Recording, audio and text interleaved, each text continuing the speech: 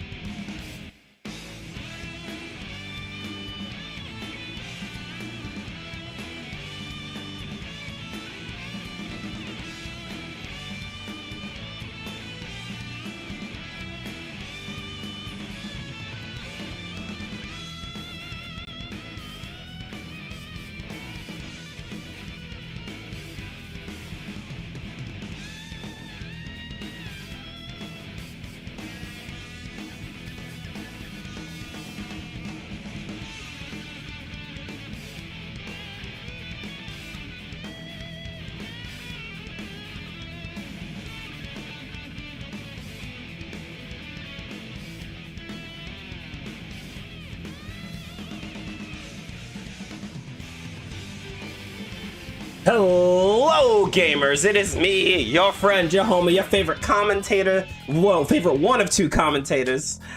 Coming at you. We're gonna be starting Friday Night Fights in 5 minutes. I hope you guys are feeling good, feeling ready for some Guilty Gear violence. We got a team F&F for you guys to kick off February. So grab a drink, stretch your legs, and get ready for some violence. I'll see you guys in the field.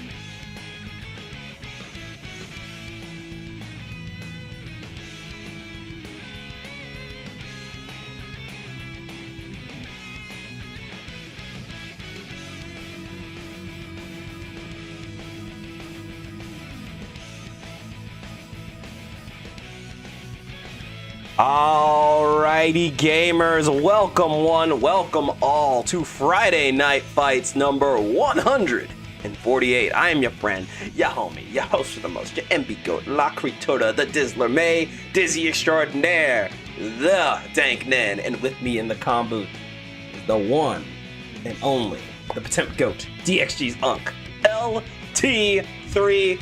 How we feeling tonight? Dank fam, I am hype, excited, and ready for some Guilty Gear team events. We've got 5 first to 10 sets lined up for you tonight. 2 teams, one on one side of the cabinet, one on the other, all here to press buttons for your entertainment. Oh yeah, and it's always hype. I love Team FNF. We got a great lineup. We have Team Strike Frow, not Throw, Frow, with Semantic Emperor, Smart Dumb Dumb, Gecko, Tyga, and Booker going up against Team Hello Chat, which I love as a little callback to the Hello Judas. Hi Judas. Judas, I saw you in chat. Hi Judas. What's good? We got Jorts Van Duck Duck, the titular Judas. We got Ez and we got Hazel. Man, those are 2 stacked teams. I'm really excited to see these guys throw down.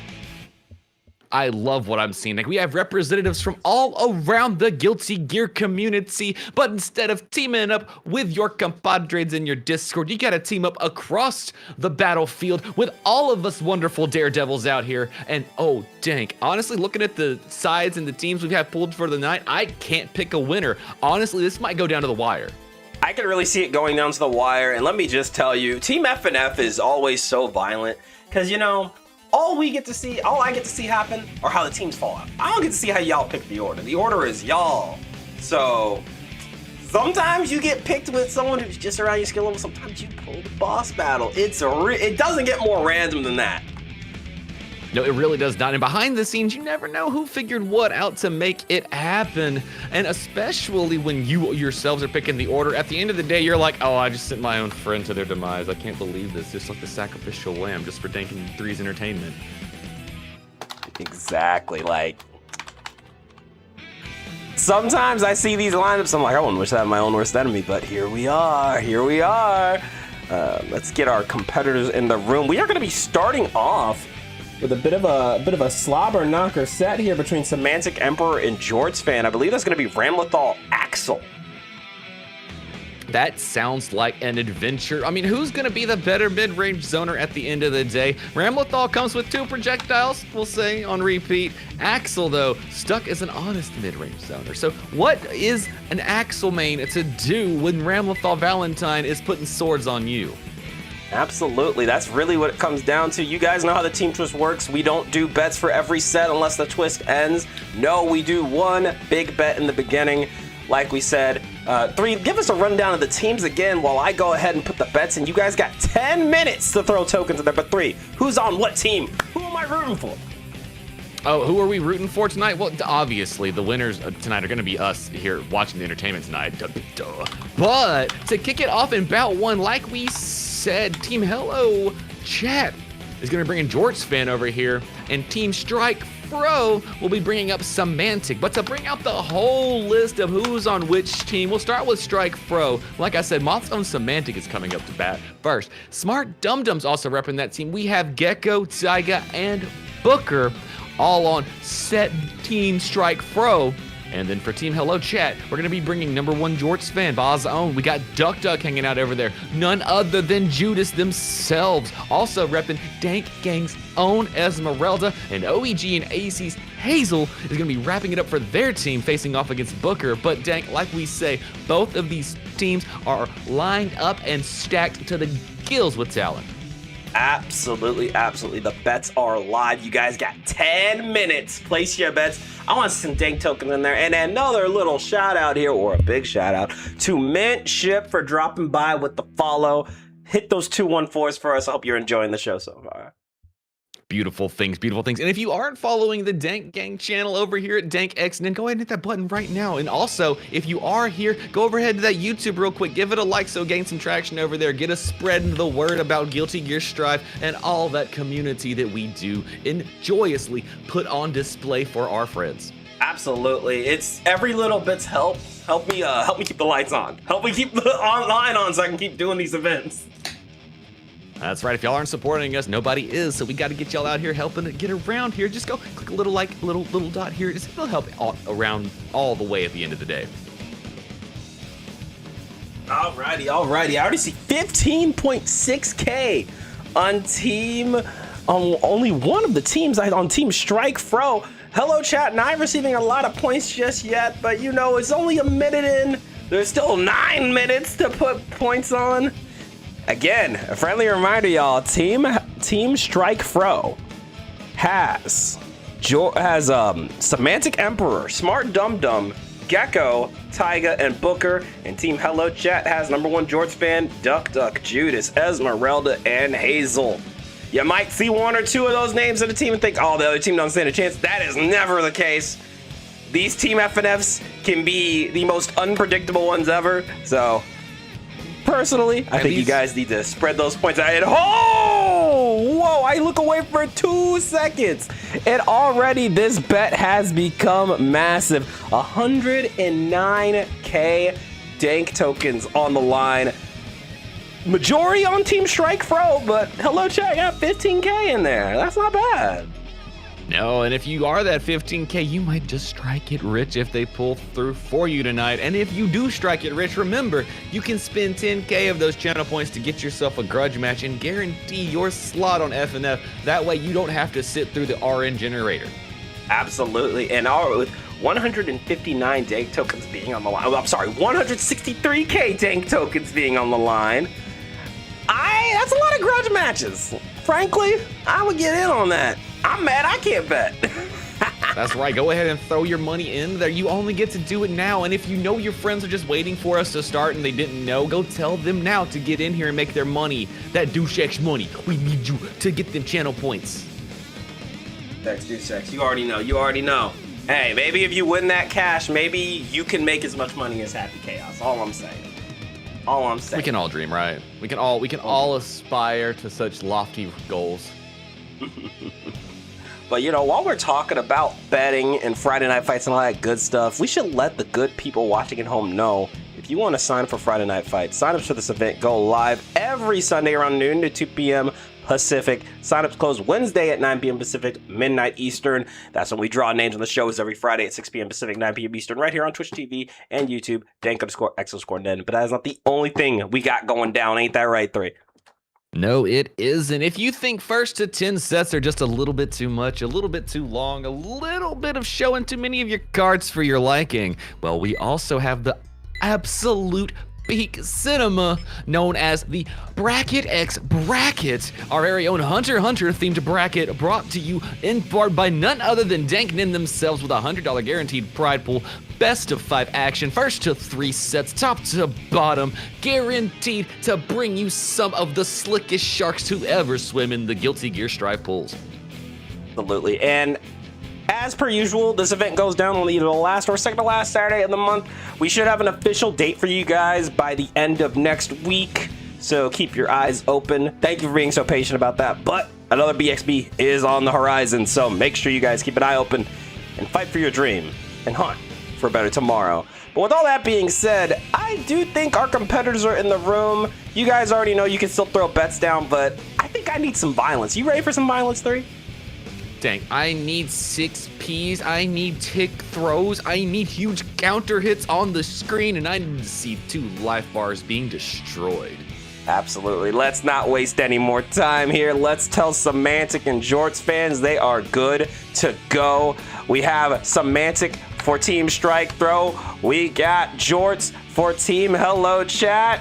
Y'all keep placing your bets.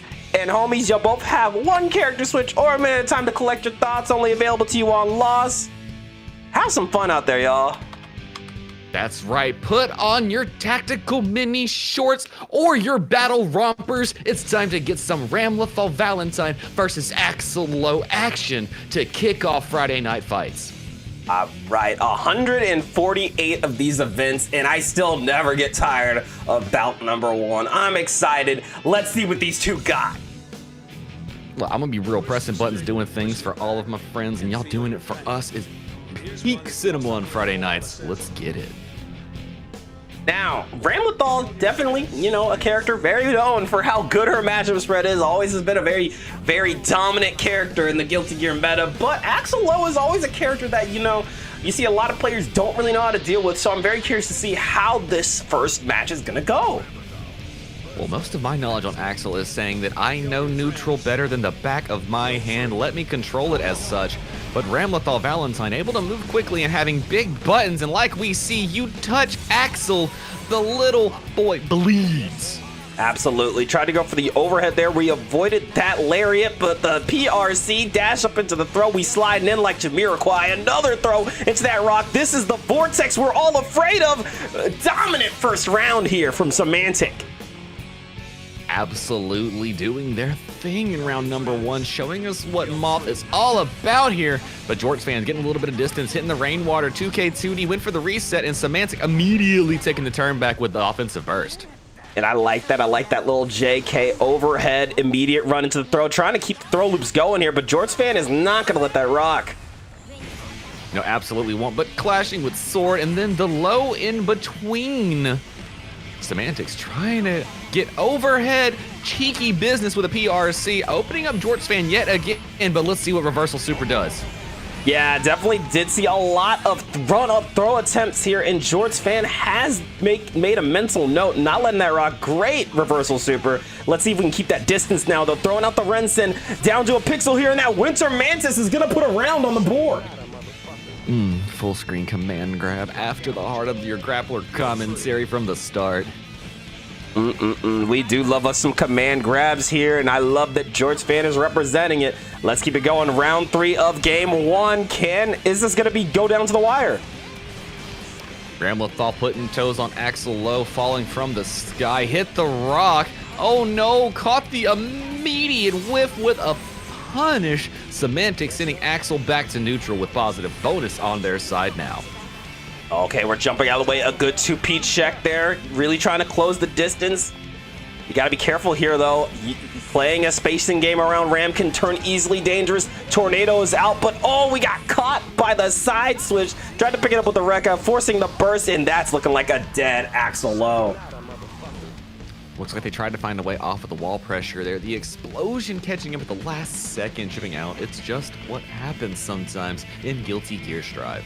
Absolutely, but we did see some great neutral call-outs here from Jorts fan. Definitely a great start, and I wouldn't be shocked if we see a little more evenness as we continue on, because that definitely looked like a let's figure each other out type of round. Well, one thing I will note about playing Axel, you do need a little bit more time to figure things out. Ramlethal has the ability to move in and out. That movement speed is not the worst in the game. So Axel pressing huge negative buttons on the screen allows themselves to be punished rather easily with a character like Ram. So needing to be careful, make some reads, and slow adjustments might actually be the way. Yeah, I agree with that. Yeah, no, especially with Ram. Like, again, Ram is such a dominant character. Whoa, immediate burst here. Semantic said, no, we're playing my game. Moth's own about offense, and same on the other side. Our number 1 Jorts fan here trying to find their way to get their offensive started. A nice backdash 2K2D and push Ramlethal back to the end. Would you like Rensengeki Tank? I like Rensengeki. I can definitely fuck with some Rensengeki, but look at that pickup here. Trying to go for the combo. Oh, unfortunate drop here, but here we go. Run up with the throw one more time. Tornado out. Guess. Quick fuzzy into the more overheads. Trying to keep that pressure up, and Ram forced to hold a whole lot of pressure. Tried to challenge. There is the 2K2D. Caught the landing right on time. Number 1 Jorts fan putting a round on the board. Yeah, great change up here, but here we go. Sickles out, Rensen in. We got a good amount of damage already, but we need Ram to stay out of our safe house. Hit that 2K2D as Semantic starts landing. Command grab. We got some time stops. No, we got time drops. You already know the vibe here. Not what you want to drop, but ooh, Semantic gonna take full advantage of this 6H, a little motor bodo. Hard knockdown into that positive bonus as we pull up with a jump in. 2K into the knockdown, got the sword, big counter hit. This is, oh wait, the reset, hold on! Shimmy in, shimmy out. Caught Jorts fan trying to play the game with Throw and Semantics tying up the round count. Yo, you know, I saw the vision there, but man, oh man, just not letting it happen. You know what we didn't see, Dink? The one vision. No, we did not. We did not see that one vision, but we are going to see a bit of that sword vision, maybe a little burger vision. Oh, wait, hold up. Nice knockdown. Called it out. Again, Semantic has been representing that run-up throw a lot, so Jorts fan is aware. But a little cat scratch fever, forcing Jorts fan to hold this pressure on the wall. Shimmied out for a throw again. Ooh, we playing dangerous. BRC, push buttons, do your thing. Wait till you're low to hit rainwater, and now we have done enough to push Ramathal out. But Sword keeps Axelo against the wall. There you go. Oh, was trying to be mindful of low Mortabato, but we might have held on for too long. Hold up, 2K2D into the pickup. 2H OTG hit. Winter Manta's not going to work. Good blocks, but you only have a pixel of health. 2D out. Forces the burst here. This is last chance. What if I threw Sword, Dang? What if Semantics threw Sword? What if? You know, again, a really close game here. Semantic was able to scratch that second game away. But Jorts fan really quickly adjusting. Like, I like the adjustments we've seen. We're not dealing with as many, we're not taking as many throws. We are playing good spacing, but we're not able to close up these games just yet. I know, we've gotten so much closer though than that first game. We are a touch away. It's just gonna take that last little bit of clutching up scenario, not letting things get away from you. And unfortunately, being a little bit closer with the immediate response because Ram can go full screen sword toss with a quickness. Yeah, no doubt, no doubt. Yo, I see you in the chat. Buff Vernon, yo, you are spitting. When are they adding my mans, huh? Oh, that's fact. Date truer words might never have been spoken in the history of gaming. That's what I'm saying. Yo, who else is dropping all their characters to main Vernon when he drops, huh? I know I am. Until Gabriel comes out, yeah, I'm there. Ooh, look at the tornado doing a lot of work here for the #1 Jorts fan. Taking Semantic all the way towards the wall of the next connection. And now we're trying to hold that pressure, but Semantic said, I've got meter to spin and it'll get me off the wall just fine. Oh, try to go for that 2D. Good evasion there from Semantic Emperor, getting that Bull Rekka pickup. Rock in, trying it again. Sword toss, going in, a little shimmy in, shimmy out, but that 2K 2D gonna work out this time. Jorts not falling for the shimmy again.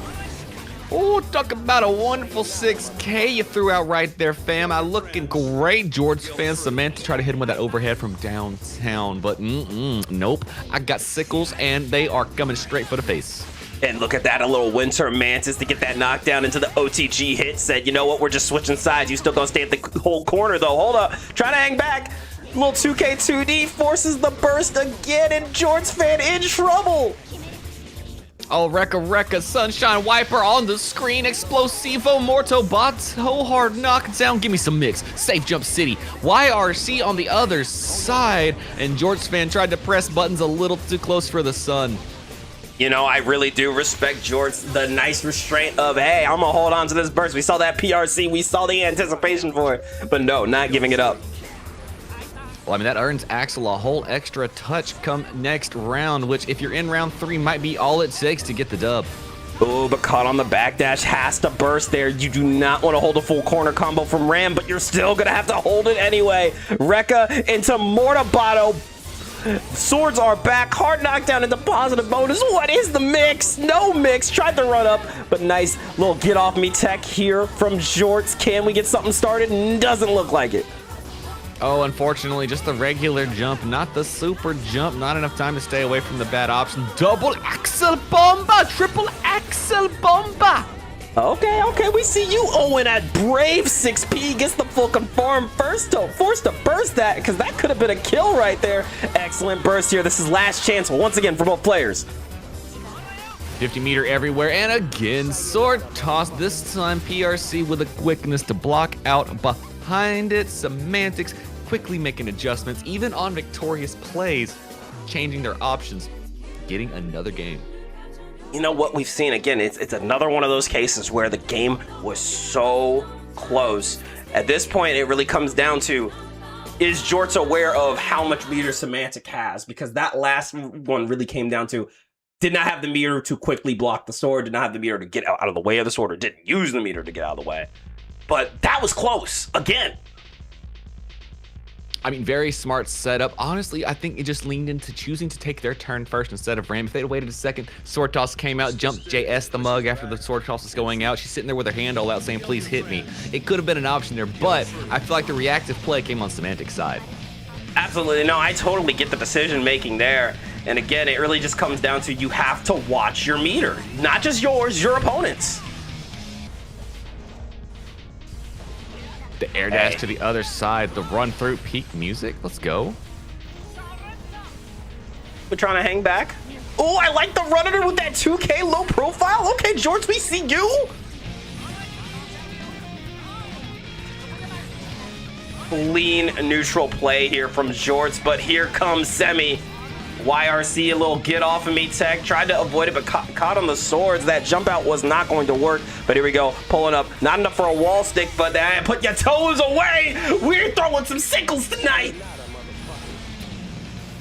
Quick explosions trying to do their thing. Oh my gosh, interruptions. No, you cannot have a turn back. Only 2K2Ds until Sword Toss on the other side does it for Semantic. There you go, pick it up with the 6H into the windshield wipers. Not enough meter for Mortabado, so we're just gonna go for a clean little 5H wall break, but now that meter is rolling in. Jorts fan gonna have to play carefully around the spacing. Huge counter hit, trying to play just a little bit more. Tap, dust, hits. And what's Ram gonna do now? Hard knockdown, positive bonus indeed with another Mortabado. Working their way in for safe jumps, opened up with the low. Tried to bait the burst, but Jort was not biting. Yeah, once again, that was just a Ramlethal round. You know, you got to shake those rounds off. As we get into round number 3, you have burst going into this. Well, you used to have burst going into this. Tried to get your space back, but once again, Ramlethal controlling the screen with these big old swords. Swinging hard, the FD, not enough to block out techie throws. Jorts fans showing us they got the skills to compete, trying to get this last little touch, and dang, this is almost deja vu of things we've seen earlier in the bout. Yeah, and this is really what it's come down to every game, but like every game, Semantic once again really seems to be closing out the health lead. My goodness, a little 2K2D into Rainwater. You can see Jorts fan trying to just keep Ramlethal out, but man, oh man, and you know, as we watch this, I start to wonder, how hard must it be to zone out this character?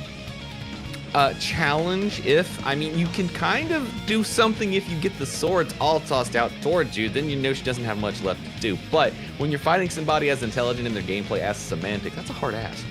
Yeah, because we've seen it, a lot of these rounds have come really close. Like, Jorts has a lot of really good routing, Jorts has a lot of good ideas here, but it always comes down to when we're at that last crucial moment, Semantic's ever able to clutch it up. It is absolutely the case, and this sounds strange, but this might be one of those matchups where Axel kind of does better when he leans into being a rushdown character. Yeah, you know, at first I was wondering why we saw so many run-ins from Axel, but honestly, I think you kind of have to play it by ear. It's something that I feel, you know, on the Dizzy Ramlethal side front, just speaking from zoner to zoner, Ram kind of doesn't let you hang back the entire time. That's just not really something you can do. No, it doesn't, but personally, I would hang out just outside of far slash range, where the overhead's gonna have to be put at me, but not so far away that I can't hit them with 2H as a punish, and then just like micro walk back 2H, 5K, 2H, 5P, like just making sure that I'm not in danger zone, but that I can safely counter poke. Definitely gonna be one of those matchups where I think your opponent just has to wait out Ramlethal. Good burst there, only one sword on the table for Semantic, and that's really where Ramlethal starts to struggle. The swords are gone, and then all of a sudden the matchup feels a lot more doable. We say the struggle is there, but when you see Ram coming in, Axel being a grounded character, able to make hard callouts on approach is not the most intuitive of gameplays. No, it is not. A little BRC though, back throw at ya. Little not rainwater, a little airbend and trying to shut it down. Ooh, went for the overhead, but Jorts fan was a little low, crouched, and saw the Semantic go flipping overhead. This time Fuzzy jumped out of it. Gonna try and she can block it. Holding the low, though, and then sword explosion from behind, catching Jorts when they weren't looking. That's a rough situation to be in, but we're not out of this yet. That's another round for Semantic. But Jorts, once again, starting off strong here. The sword toss, we are going overhead in, punishing startups with throws. 2 frames are the fastest buttons in the game. Oh, and baits out the burst, got the wall stick into the windshield wipers. It's a positive bonus here. This is a rough scenario, but there we go. Quick RC techs the throw. Again, we're trying to check these approaches, trying to really keep Ram on her toes, but there's the sword swipes RC into the close slash to get the kill there. Once again, Semantic extending the lead even farther, 5-1, or 5-0, excuse me. Team Strike Frow looking like they're trying to settle in for the first game, but Jorts fans not gonna let it be an easy ask. I can feel adjustments coming. I can sense games being stacked up, and personally, Dank, I've seen a lot of sets look in much dire straits and be turned around in an instant. Oh, dude, yeah, we've seen 9-0 reverse sweeps. Like, you stop questioning if a set's gonna be a wash when you see stuff like that in Friday Night Fights. There are no such thing as wash sets. Even if you do get 10-0'd, I'll be honest, a lot of times the score ain't telling the story, and I feel like this set is a case of that. Absolutely. There have been many of these games that have been down to the final touch, and if I know one thing about what I'm seeing from these sets, this is one of those that both of these players could bring back into the future and take a glimpse at to get an evolution of the gameplay. Absolutely. Ooh, nice jump back into the JS. Again, calling out the landing there with the 2K2D, but there's that cat scratch fever into the swipes, and just like that, we are in the danger zone. Ramlethal has the momentum. The sword toss PRC to interrupt the 2H of Jorts fans. Semantic is firing on all cylinders, making plays, but wipers from the sky's not gonna work out. Amazing jump on Oki. Jorts fan called out for pressing a low with a little bit too much recovery. Ramlethal able to leap over that inbound for the round. Smart stuff here as we get into another game. A little run up 2K2D into that lariat pickup. Didn't get the full confirm, but that's all gravy, baby. But once again, back at neutral, going in with the JS. Sword toss is out. Good blocks here from Jorts fan, but eventually the defense is gonna break. Tried to go for the burst bait and decided to instead go for a throw here, but Jorts fan showing some restraint, not giving it up just yet. Tried to challenge with a low. Semantics jumped out, hit him with a low of their own, got the burst out of Jorts fan. Now looking like, oh, great use of BRC to call out the backdash from Semantics, but the Rinsen Geki did not confirm. The timing was askew. Oh, and there it is, another nasty pickup, another game for Semantic Emperor. 6-0 lead here so far. And nothing against Jorts fan, they're doing their stuff on the screen. Semantics just locked in, not allowing any stray activity from Jorts fan. Gonna force them to play a very careful game. And this is really what shows the difficulty of Friday Night Fights, and this is why I think in some ways you put more out there than you would on a tournament. Is a first to 10. You do not know who you're getting unless you grudge match. You could have an even set, you could have an absolute raid boss of a set, but what really matters is what you take from it. Absolutely is what we get. Also, Friday Night Fights is a place of constant growth in our enjoyment of the game. Like you say, no matter who you're fighting, you have something to change your game plan from after you get done scrapping. Absolutely. You know, we're seeing something from the chat saying, I wish I was as comfortable with holding block as Semantic is. And you know, that's something that really just comes down to a whole lot of practice and a whole lot of accepting that sometimes I'm going to have to hold 30 seconds of block streak. It's an anime fighter. That's what we paid for. Honestly, I keep buying this DLC because it says instant blocking mechanics included, and I'm like, really? Where? I'm trying to look for them. It's like that. Little do they know, instant blocking still includes holding back. See, that's how they get you. You know what? Why? If I could just get away with that, but see, they did this thing where they put forward and my buttons on my super, and I'm blocking, but I want to hit my super. Well, see, now personally, I did not pay to block. I played to press buttons and to make you cry. If I can do that, the game's good. All right. I paid to hit flash kick and reversal DP with an S quickness on Oki. Don't stop me now. First of all, already really likes the 2K low profile into that burst bait here from Jorts fan. Semantic's still in control, but I do like this punish. Let's see, can we finish the route? Yes, we can, but we still need one more good hit, and that good hit secures a round for Jorts fan. We're going to round 3 again. Meaty with the Rinsen Geki doing some beautiful Axel work. The dash in trying to clip Semantics, but Semantics staying just where Axel can't play the game. Yeah, I really do want to give Semantic his flowers on that. These jump-ins have been so difficult for Axel to punish, and it's really, really smart. Oh, we're hitting a little bit more fuzz in the skies. Jumping, delaying the backdash, hitting the meaty close slash with a quickness. Semantic's putting a lot of layers into this gameplay. Something that makes this so difficult for Jorts fan is just how willing Semantic is to just hang back and do nothing. Axel's a very preemptive character, and it's hard to really make preemptive calls when your opponent is comfortable with just turtling. Dang, you said just jump blocking from a distance works? How could you say something so controversial yet so daring? How could I? How could I? You know, but once again, Semantic up 7-0. But I'll tell you, again, we are seeing signs of life with every game. Semantic just, again, playing such an anti-Axel game. That is exactly what we're seeing from Semantic. It seems like they have been in the lab dealing with Axel for a very long time.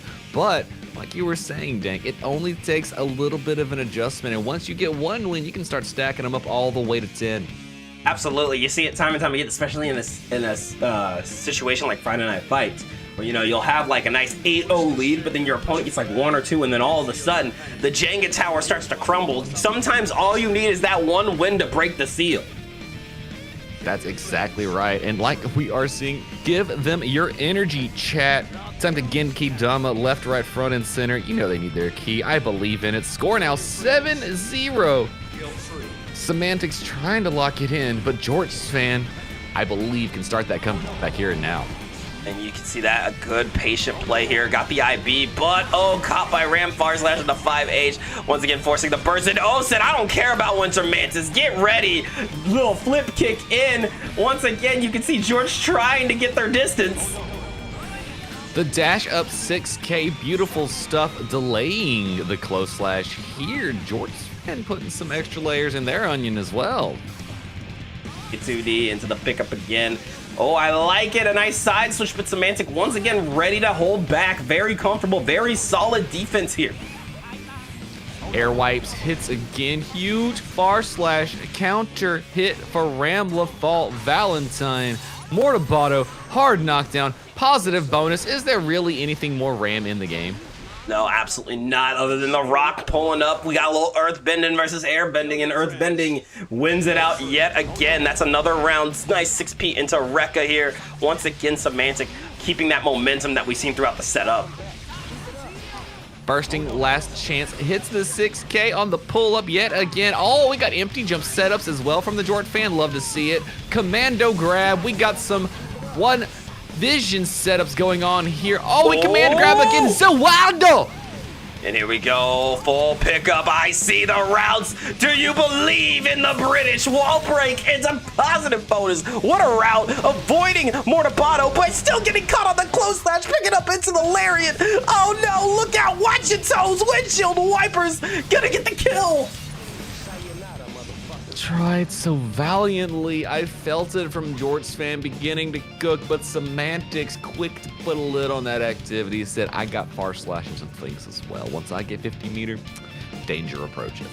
Absolutely sick display of routing from both ends. But yeah, Semantic once again was ready with the clutch factor that we've seen throughout this whole set. Which, I mean, honestly, both sides, the beautiful stuff there. Jort, I am so impressed with their ability to keep getting into the right situations here, but Semantics just sneaky locations, the cat and mouse game, falling with the best buttons right where Axel can't play, and at just the right time. It's honestly great stuff to see on both sides. Absolutely. It can be discouraging when you get that close and you still fall short, but there's something to be said about the level of adaptation and improvement we are seeing in such a short amount of time. Yes, it is, especially in a matchup that I hear is not exactly the easiest for your character. Once again, I think our players are letting the never mind. Okay, we're good to go. Kill your friends, guilt-free, getting into it. Just letting us get shook, Dank. That was all. They're trying to mix us a little bit. Mix us at round start, if you will. Trying to keep us on our toes. I respect it, but there's a little bit of that. Winter Mantis tornado out. Guess. Good guesses here from Semantic. Again, that defense has been absolutely insane. It might be the star of the show here. I have to agree, Semantics showing they are willing to block in all the right places. Reversal sickle storm, but nobody was home. Semantics leapt in, baiting burst out, but Jorts fan realizing this took their turn back in the pressure.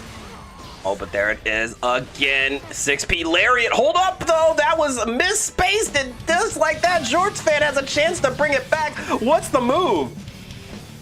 Dash in Rainwater, hold a plus frame, hit with the low, but immediately afterwards, Semantic choosing to get out. Burst at the last second for Jorts fan. Are we feeling heroic? We get into Tunic. Which side of the gameplay are we on today, fam? Oh, look at that. Do we got time stops or time drops? Show me the routes, baby. No, you dropped it. Oh,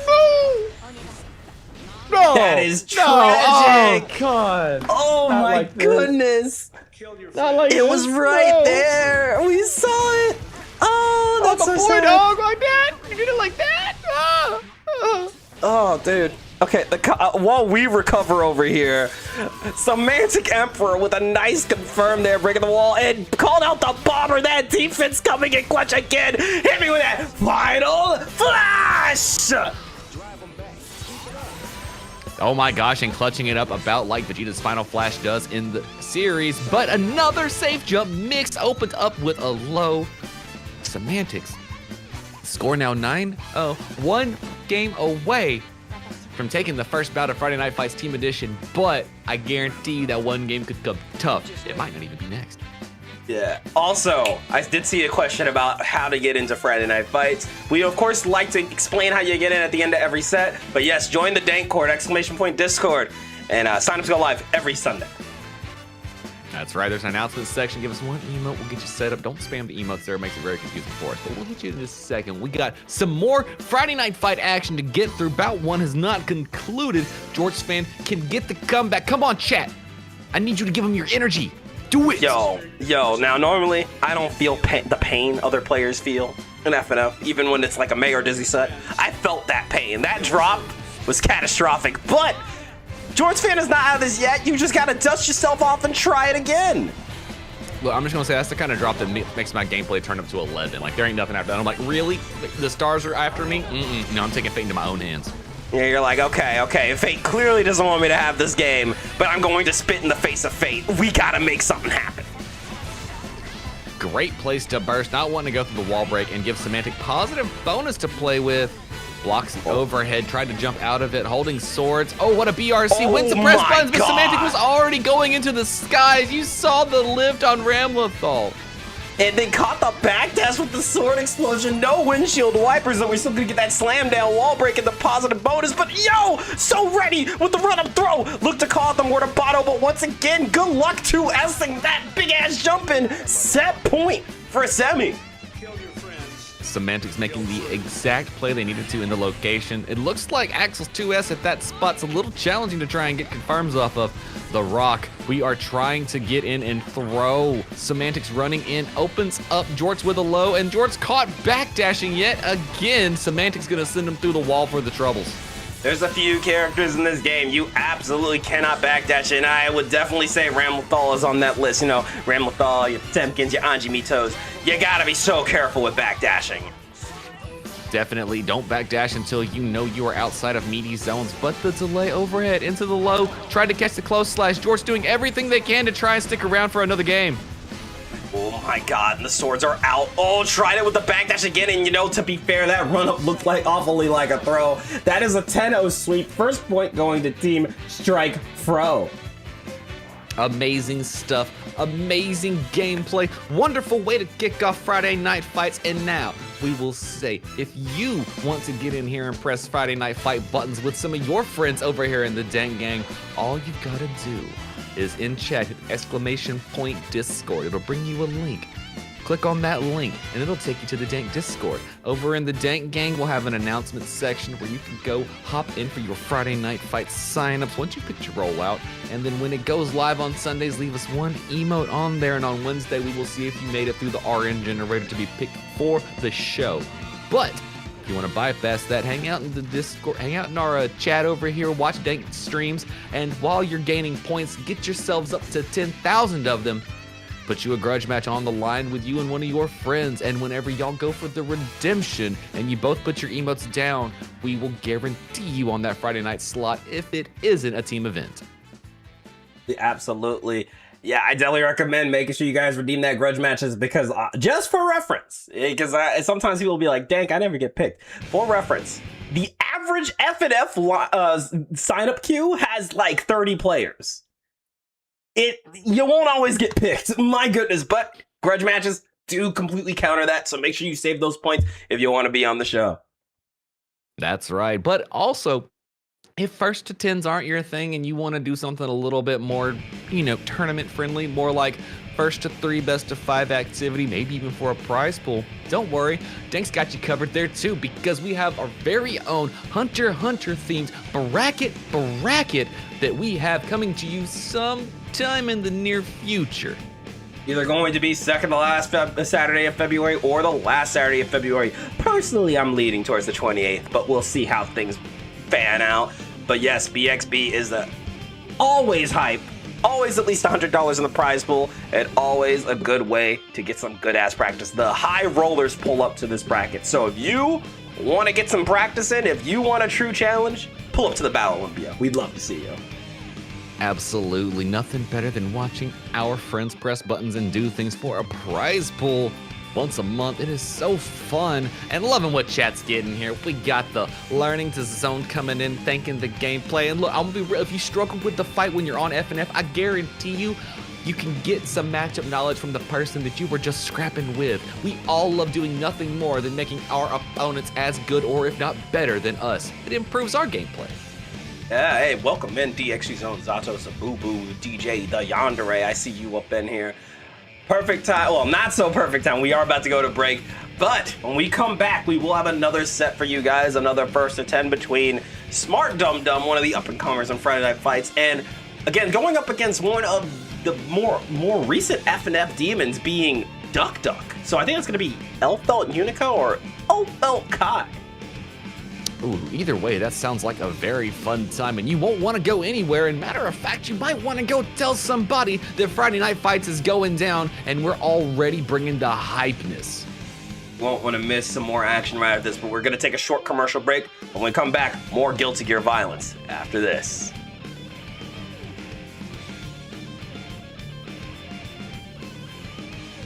Back on.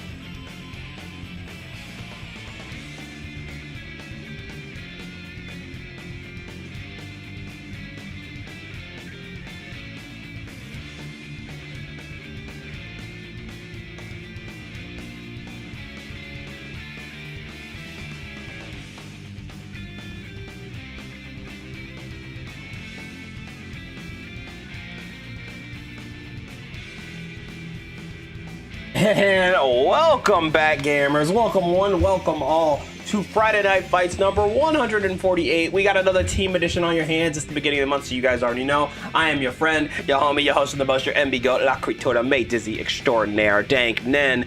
With me in the comm booth is my one and only Patemp Goat, my homie, my goat, my Patemp brother, LT3. Are we ready for another bout? Oh, dang. I'm always ready for more buttons to be pressed for my entertainment. And chat, we have a banger coming up for you next. And for you out there in YouTube, it's going to be even better. And for those of us here at Twitch, oh, you know what's coming. We have Smart Dum Dum going to face none other than Duck Duck. I gotta tell you, I'm a big fan of both of these players. You know, it's Duck Duck, good friend of the channel, always a very strong Kisk player, be it Kai or Utica, and sometimes Dizzy. And of course, Smart Dum Dum has been an up-and-comer. Like, you know, I've seen them a few times in these band beginner brackets and beginner circuit with the Elfeld. Has made a bit of a name for themselves, at least in my eyes. So I'm really excited to see this. But let me tell you, Duck Duck is definitely a challenge set. Absolutely is. Honestly, this is one of those ones where you're going to come away from this fight a much more seasoned and learned veteran of Guilty Gear Strive. Absolutely. Sometimes in FNFs you get those sets where you're like, all right, I've been waiting for this. This is my whole day has been leading up to this moment. Another time you get the, oh, so I'm fighting the brick wall. Okay, cool. And I'll tell you, at least in this event, I think we got a lot of brick wall sets. A lot. But it's always exciting when people overcome. This is true. And honestly, when it comes to those kind of sets personally, I find more joy in the fact that whenever you see the improvements happening in real time, you're like, ah, yes, this is what fighting games are all about. It's about facing those brick wall challenges, maintaining the fortitude to keep going at it, and seeing what kind of improvements you get to, because honestly, you've got to go throw yourself up against the wall before you figure out you might just be a wall yourself. Absolutely. As Yipes has said time and time again, you got to get washed to get clean. So who is getting washed and who is going to be clean? Let's see. We got Elfelt, and I think we might have Unica. We'll see. I'm not sure yet, but it'll be a fun watch regardless. Well, as they say, sometimes you got to get washed to get clean, but also sometimes you got to get washed to turn into the washer yourself. All right, I do see Elfelt already queued up on the stadium. We are just waiting for Duck Duck here. Now, it's like a 50-50. Because Duck Duck plays both of these characters pretty religiously, so I'm really curious which one we're going to get. We say it's going to be Unica or Kai, but what if it was a secret third option, Dank? I mean, I'm not going to say no to a secret third option. I love surprises, but they pull up with Zato, and we're like, really? Oh my god, dude. Could you imagine? Could you imagine? I haven't seen a Zato in FNF since, well, when was the last time DJ played? I think that's like the last time I saw Zato. I could be wrong there. I think you're right. Were they playing Slayer? No, yeah, because no, they were playing Slayer. Never mind. It's been a minute since we've seen Zato. I mean, you never know. You never know. We could see something. We could see amazing things. But now Duck Duck hath approached. Let's see what they mixed us with, Dank. It is indeed the Unica. Let's see what Young Keys has got to offer Elfelt.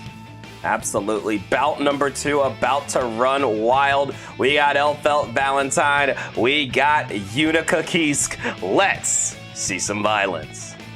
It looks like I'm looking into your soul and judging you. Look, I'm just making sure that your windows to your soul are nice and tidy, very clean. If we're communicating there, you're doing good.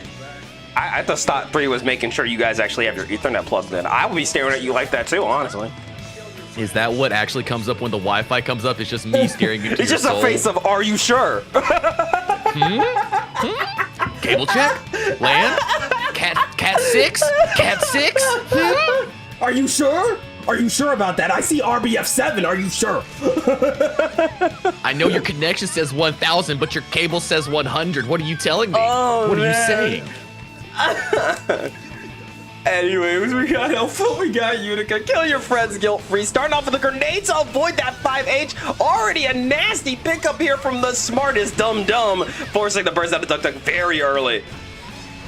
Smart moves too, not wanting to go through the wall break. Quick pickup, carrying the momentum. This time we'll put you through the other wall instead. That's some more positive bonus coming Smart Dum Dum's way. Already a pretty explosive round here. But now we got that distance, and Duck Duck starting to let that laser rock. And here's where Duck Duck is the strongest. You want to go for jump-ins. Once Duck Duck has got a read, good luck. The skies belong to him. This is truth, and one thing about a player like Duck Duck, as well as the set goes on, more knowledge of how the other player wants to play the character kicks in. But as you can see, Smart Dum Dum, no slouch themselves, trying to find their touches, getting close to getting through, but Duck Duck turning it around last second. Oh, the Mega Death Buster, not enough to kill, but enough for a hard knockdown set up, then the overhead will tidy that up. Something I want to mention about that first game, because it's something I think that's easy to overlook. Duck Duck used burst twice. This is true. Twice. Took it off the start, said I'm good, and then by the end of it, had it again.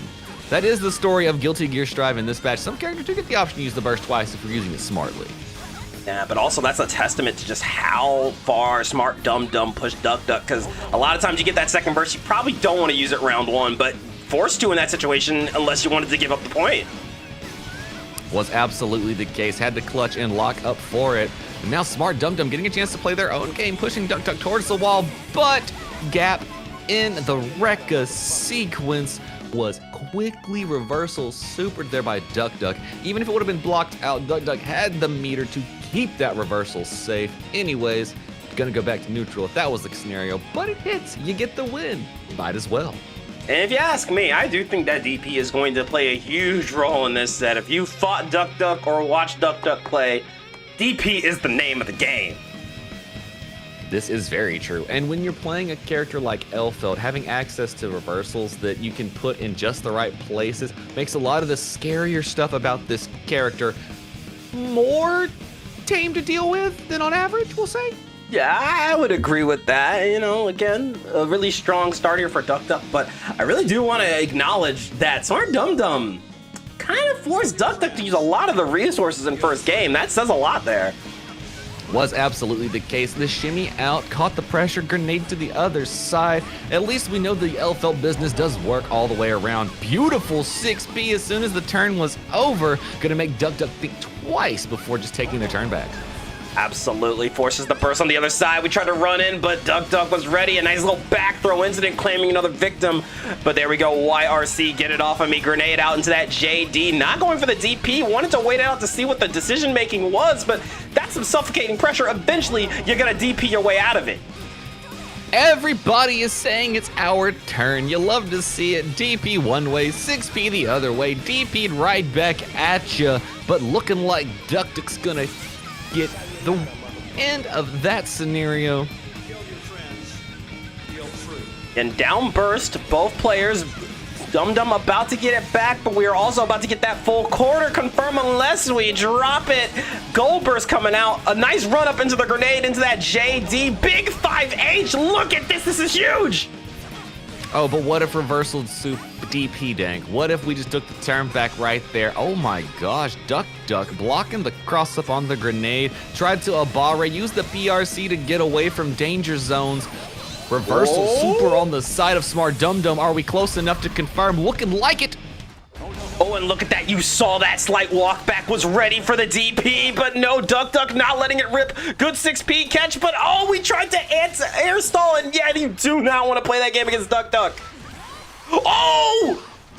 We're feeling heroic dank, not wanting to go down yet. We still have meter to play. Deflect shield to get out. Oh my gosh, what an Abare. Dank, you can just go ahead. Classic, bro. Mail him a tunic. They earned it. They are evil. Yeah, I'm putting on the tunic for that one. Even. That is actually evil Unica over there. Duck Duck is not, are you sure you're not Goose Duck? I half expected the burst bait to work there. You saw the vision.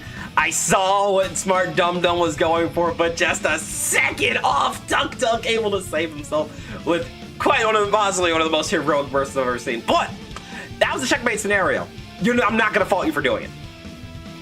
Absolutely wasn't, but then Smart Dum Dum using the deflect shield to get the space was so beautifully played out, and the jump in just to be a buried with a 5P. Oh, the anti-air gameplay was so hype all the way to the end. Yeah, no, I'm excited. This set is already so explosive. It's a 2-0 lead here for Duck Duck so far, looking to take that tournament set. Smart Dum Dum fighting back very hard here. The greed severed hit. Oh, but the other one was to be checked. Beautiful 6P here from Smart Dum Dum, but Duck on the other side. Nobody's gonna get to play their turn back. It is not only that Duck's neutral is really, really strong, it's the aggression of screen control we're seeing here. The run up 6P. Oh my gosh, that was the deepest of crossovers to hit I've seen in a second. Oh, and here we go, little gun dipper. Ooh, I like that, but oh, a DP right back at you. Said, you know what? No, I want you to stay in this corner. Good burst here, trying to end the turn of Utica a little early, but again, another DP. It doesn't matter if you have meter or if they have meter or not, that DP is rolling. You just gotta wait it out. I am just going to say that every time we've seen Smart Dum Dum wake up with the 6P on Oki and it work out, it feels like immediately afterwards Duck is hitting reversal dragon punches of invincibility to get their turn back as well. And just to say, you're not the only one that can play funky like that. Absolutely, and again, we've seen so many great calls here from Smart Dum Dum. Dum Dum plays in a very, very unique way that makes it very hard to guess what they're gonna go for. And we've seen a lot of checks, like, again, the 4-frame of Barre immediately checking the greed sever. Yeah, I noticed that. We're seeing a lot of good responses, but it really comes down to, are you ready to check the DP? This is fact, because I mean, invincibility does so much for you in gapped pressure, especially when you're going up against Elfelt. Oh, and tried for that 6H, tried for a little bit of that delayed anti-air action. Not going to work out, though, but once again, Duck controlling the screen. Got the pickup, got the wall stick, and a DP instead of Mega Death said, I want one more turn. I don't want to go to the next round yet. Well, let's be frank about the ideas there. Going to the other side of wall break, sitting on 50 meter, and it's a one-touch scenario can be a lot more beneficial than simply going into hard knockdown scenarios. You can make reads on what your opponent wants to do going into neutral with that meter that you wouldn't be able to when you're just holding hard knockdown setups. Through that, but there we go, another wall break at the positive. Wild Assault was such a ballsy move, but it paid out in spades. Once again, though, check your safe jumps. Are they really safe? You will find out tonight. Try to 6P in the body with some PRC, huge counter hit explosions, Arbalist projectile pickups, wall sticks into win. Oh gosh, I think I'm gonna be sick with excitement. Oh, I think I gotta put that to instant replay, because, like, bro, we gotta talk about some of these conversions. 5H into the follow-up, another 5H, another follow-up, pick it up with the DP into Nagihara? Like, bro, what else can we say about Unica? Like, holy shit! Well, I know we have been in 4.5 for a second, but we are still seeing routes on display that I didn't know were possible. This is a very, very fun variation of Strive we're getting to play. Yeah, and that's why, you know, a lot of people are sick of this patch. Personally, I think this is like my second favorite patch in the game's history. I'm gonna be honest. Like, every character feels, for the most part, viable, and we've really seen people grow, and that's the beauty of sometimes when a patch sticks around for a while. You get to see those types of confirms. That's not something you're gonna see in like 6 months. Absolutely not. You gotta get a little more character growth, a little more struggle through the fires to figure out how to get maximizations like that. Optimals, if you will.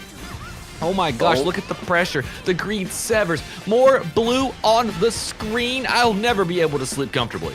And there you go. Was that safe? I don't know, because the DP didn't come out, but I know that DP hit. That wasn't safe. Going in for that gun dipper. YRC, get it off of me. Oh, we tried for Bridal Express. Hold this Mega Death real quick. Bridal, Oh, yes, that works too. You got magnet hands? Holy!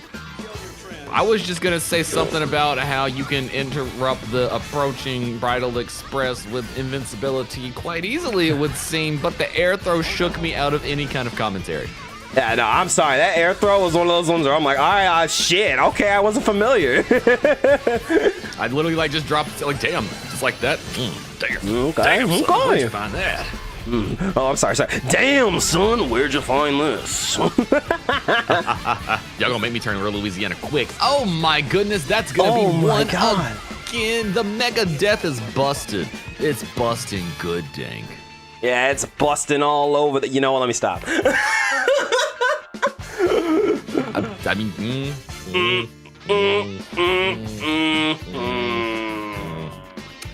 Poor Elfeld. She even brought her papers. Dog, I don't think this is what Elfel had in mind, bro. No, Someone I didn't know call that was the card on Nago. the Bridal Express. You know what I'm saying?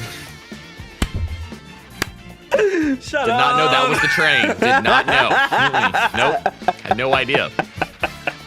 Getting into game number. Is this 5 or 6?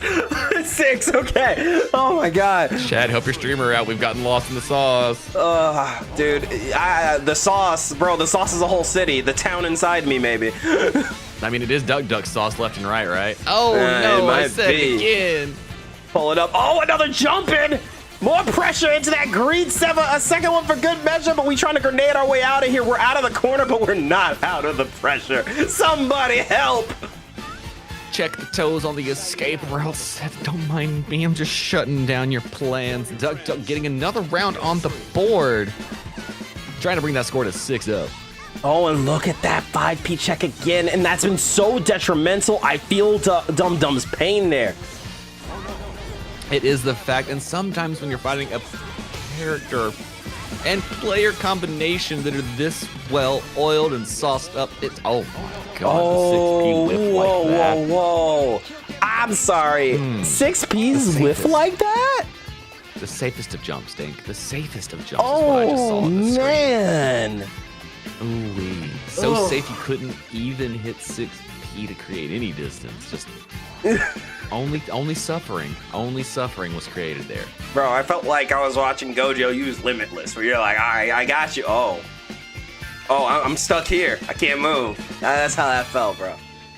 You think you got Jamiroquai coming in, but I see the vision. I see it too. But hey, 6-0 lead here for Duck Duck.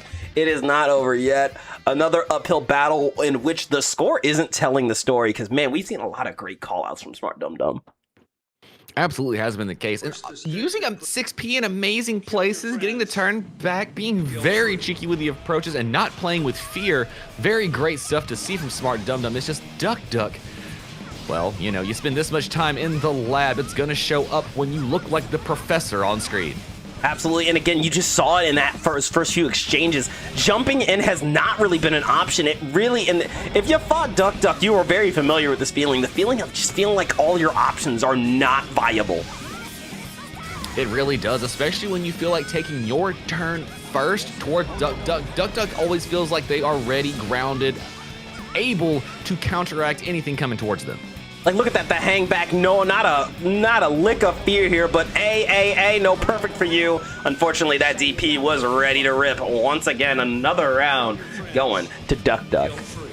Which goes to the familiarity of Duck Duck, knowing where the prime location is that they want to play the game. You see it at round start, they will micro walk back to put themselves exactly where they want to be on screen.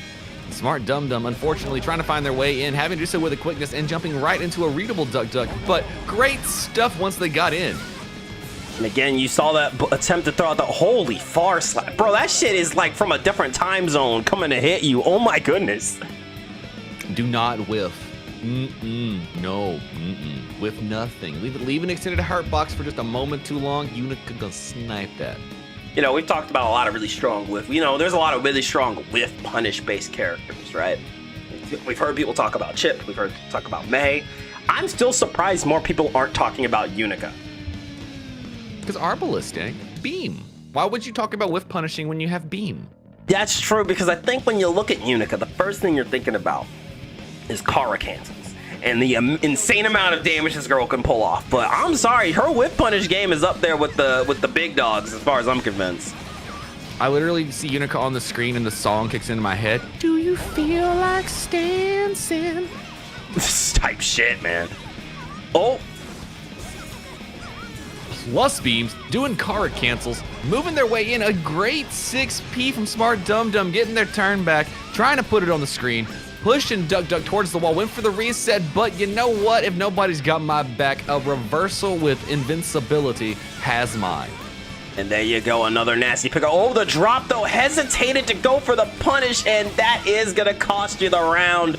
Another one. Boom, boom. Pull that devil trigger once again.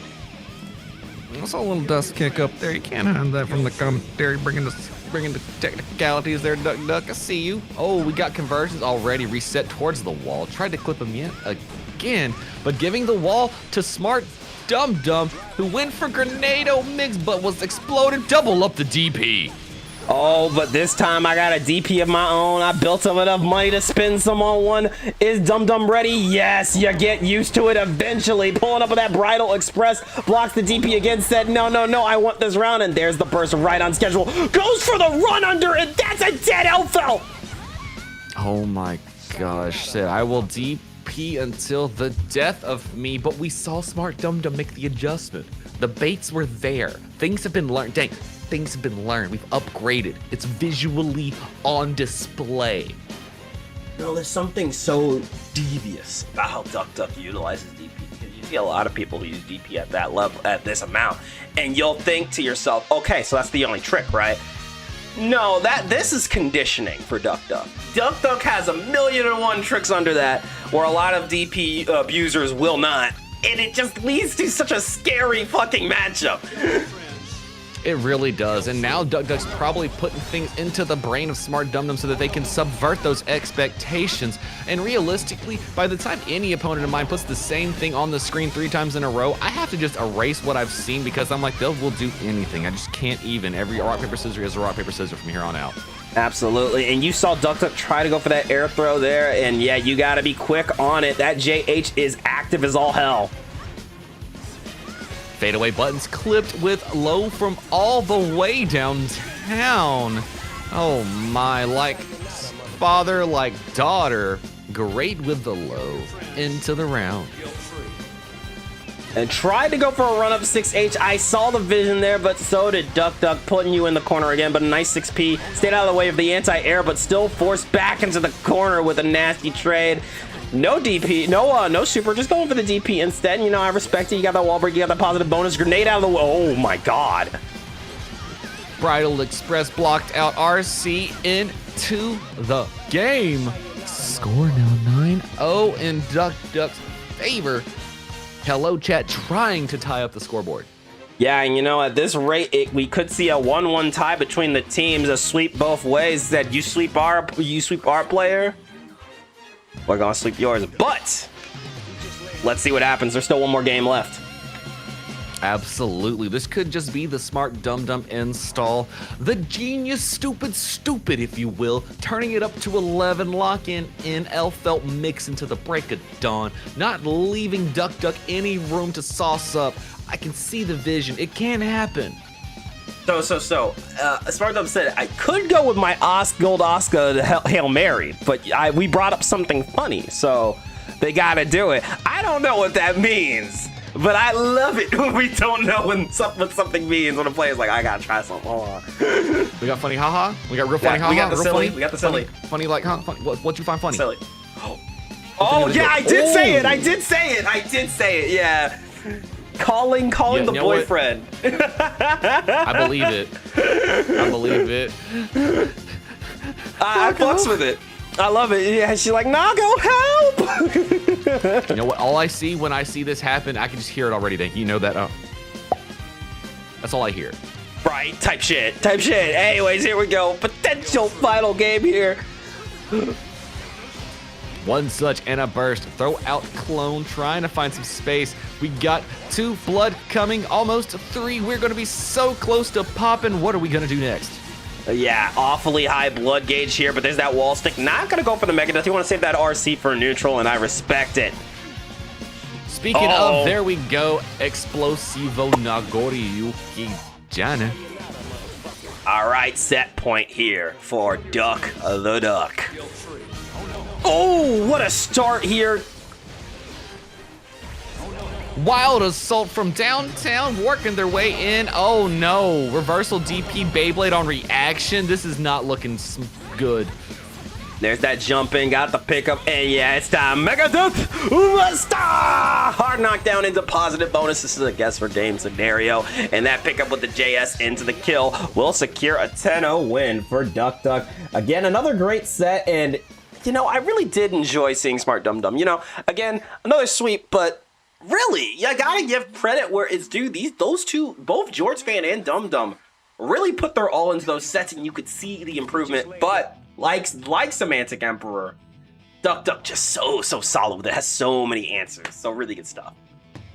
Absolutely was the case. And honestly, truthfully, on the other side of things, if I'm seeing what I was seeing from both of our competitors there, the evolution of how quickly these players picked up the game, you could see it during the scrap. They might have been 10-0'd, but by the end of it, they were looking at the game a lot quicker than when they arrived. And realistically, that's all you're looking for, is that growth and expansion in your gameplay. Beautiful stuff to see, and what Friday Night Fights is all about. Absolutely, and of course, shout outs to my guy Duck Duck. Go enjoy your Super Metro. Bro, I want to go play some Nintendo. I gotta calm this. No, I'm just kidding. I love calming this. We don't get no TV, no Nintendo. We gotta finish this. We have work to do, Dank, unfortunately. Trapped in the hyperbolic time chamber, forced to yap about Guilty Gear. Oh no! Poor me! The fridge is full. Oh, my steak is too juicy, and my drink is constantly being filled. Oh, whatever It's will not we do, fair!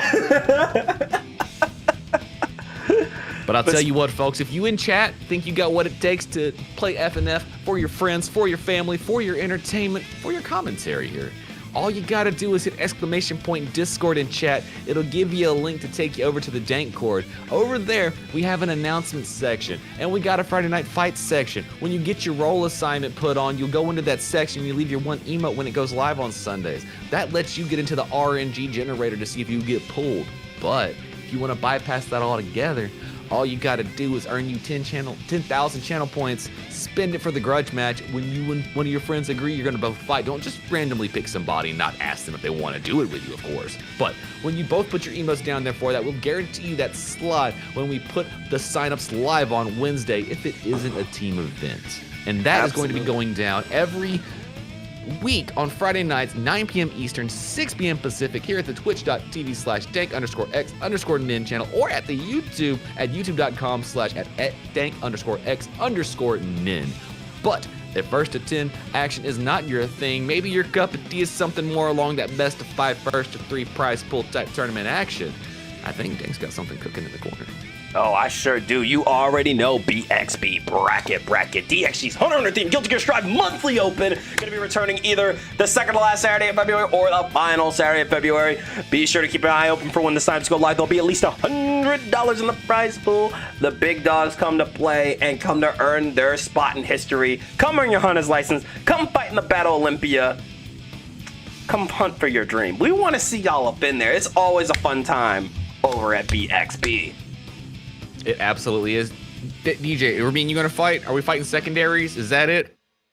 Is that what you're redeeming for? Is that what I see there? No. He's just showing it as an example, which I appreciate that, and I will refund the points at a later time, of course. What do you mean? No, I want them hands. I want them hands. Give me that Slayer versus Kai action, DJ. What you doing? Oh, well, shoot. Yeah, you know what? All right. Let me write that down. 3 versus DJ, perhaps next week. Look forward to it, gamers.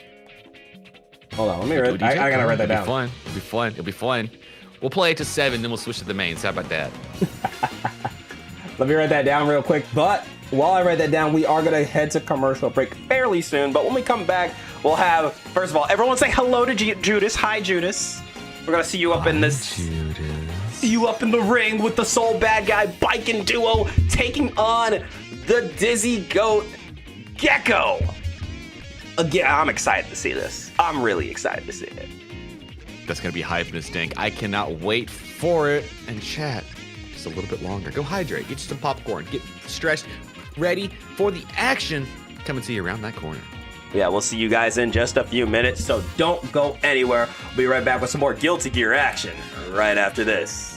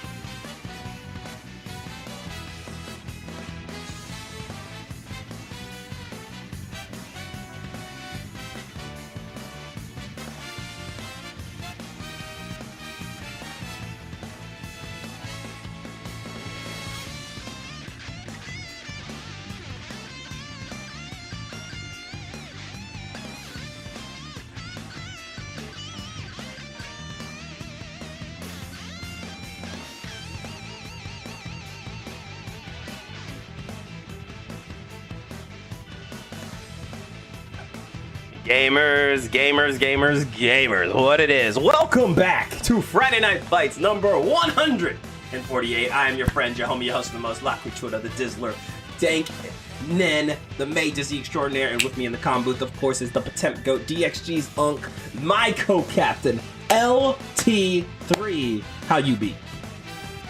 Fam, you know what it is. I am doing good, great, glorious, and it's always good to be seen by my friends across the Guilty Gear Strive community. Up here at Friday Night Fights, the Dank Gang Special, bringing you the best activity this side of exhibitions in Guilty Gear Strive on Friday nights. And Dank, I think we've cooked up pretty fire sets for this next one. If I'm not mistaken, we've got Gecko versus Judas on the screen. First of all, very excited to see these two. Big fan of Gecko's Dizzy. Big fan of Judas as well. I with the soul, and I want to say has a side biking too. I might be confusing with Wanderer, but if I remember correctly, they both have soul and biking. But again, I've been wrong before. I don't remember. Don't we all have a pocket biking though? Secretly, like don't tell anybody, but don't we all have a secret TKO Johnson hiding in our shoe? And I think every so often we all want to pick up the blade and just, just let things cut loose. You know what I mean? Every so often we all want to do that. But yeah, these two players, always an absolute joy to watch. And from what we read in the chat, sounds like they've both been on a bit of a break with this game. But when people say they've been on a break with the game, I think that only affects maybe like 3 games max. And then we're right back to it. You say it affects 3 games backs. I personally think that it allows a clear brain to bring forth new activity into Guilty Gear Strive, because when you've been away from the action, you're not stuck in the stuff you've been seeing and dealing with on the local. Your brain is free to expand its ideas, and when you show up to press buttons with your friend, you can do crazy things. That is true. We are still waiting on both of our players to enter the ring, but this is a Team FNF. Gecko, of course, representing Team Strike Frow, and of course, Judas representing Team Hello Chat. And I'll tell you, the scores are tied right now, so this is a big one. 1-1. Oh, 1-1. Gonna be hype stuff due to see it, and I think we have just had the arrival of none other than Gecko themselves. I see Kyle Kiosk on the screen. Are we gonna get a battle of the front of the box match? Are we playing Noontide? Are we about to get into it? No. We're gonna see the old main from Gecko here. Bit of a history, bit of a rewind for you guys, for you Strive historians. Gecko pulling up with the Bridget to take on Judas. Yeah, if you didn't know, now you know. Originally bringing forth the Bridget. That's gonna be some amazing stuff. Yo specialties. Show me what my girls got. I need to see. Absolutely. And by the way, we are switching the sides for this one. So, hey, if y'all forgot who was on what team, keep up. Look, we mixing you every level way we can. If you thought we were gonna be keeping it easy for you, you must not know Strive. All right, here we go. We got Soul Bad Guy. We got Bridget. Kill your friends. Guilt-free. Starting with a little 5H. Scooted up. Setting out the yo-yo. And already we are starting in epic Bridget fashion. But nice little 2K2D action there from Soul Bad Guy. However, you're going to have to block some mix. Just a little bit. Reset into the throw. Coming in for some more yo-yo. Opened up with the low. And looking like Gecko was about to get wall break, but a great place for Judas to burst. Absolutely a great place there. But there you go. We're pulling up with that little far slashes. Very good patience here from Gecko. We've played these games before. Got the pick up almost with the wall stick. And yeah, a little killing machine to send you out. Nice round there from Gecko with first blood. I feel like Gecko was expecting the throw after the bandit reset there, because it seemed like it could have been the option. Defensively tried to get the tech and ended up with a back throw instead. There you go, a little kickstart my heart, pulling up with another throw, the yo-yo pickup. Not gonna hit its mark, but that's all good. We're able to get the wall stick into killing machine, into hard knockdown, and positive bonus. Great backdash to get away from safe jump setup. Just blocked on the other side, but still sending Bridget for a ride. Gecko smart with the FDRC, but was too far away, gave Judas another chance to burst. There you go, the DP is out on run up 2P. No fear here from the Gecko.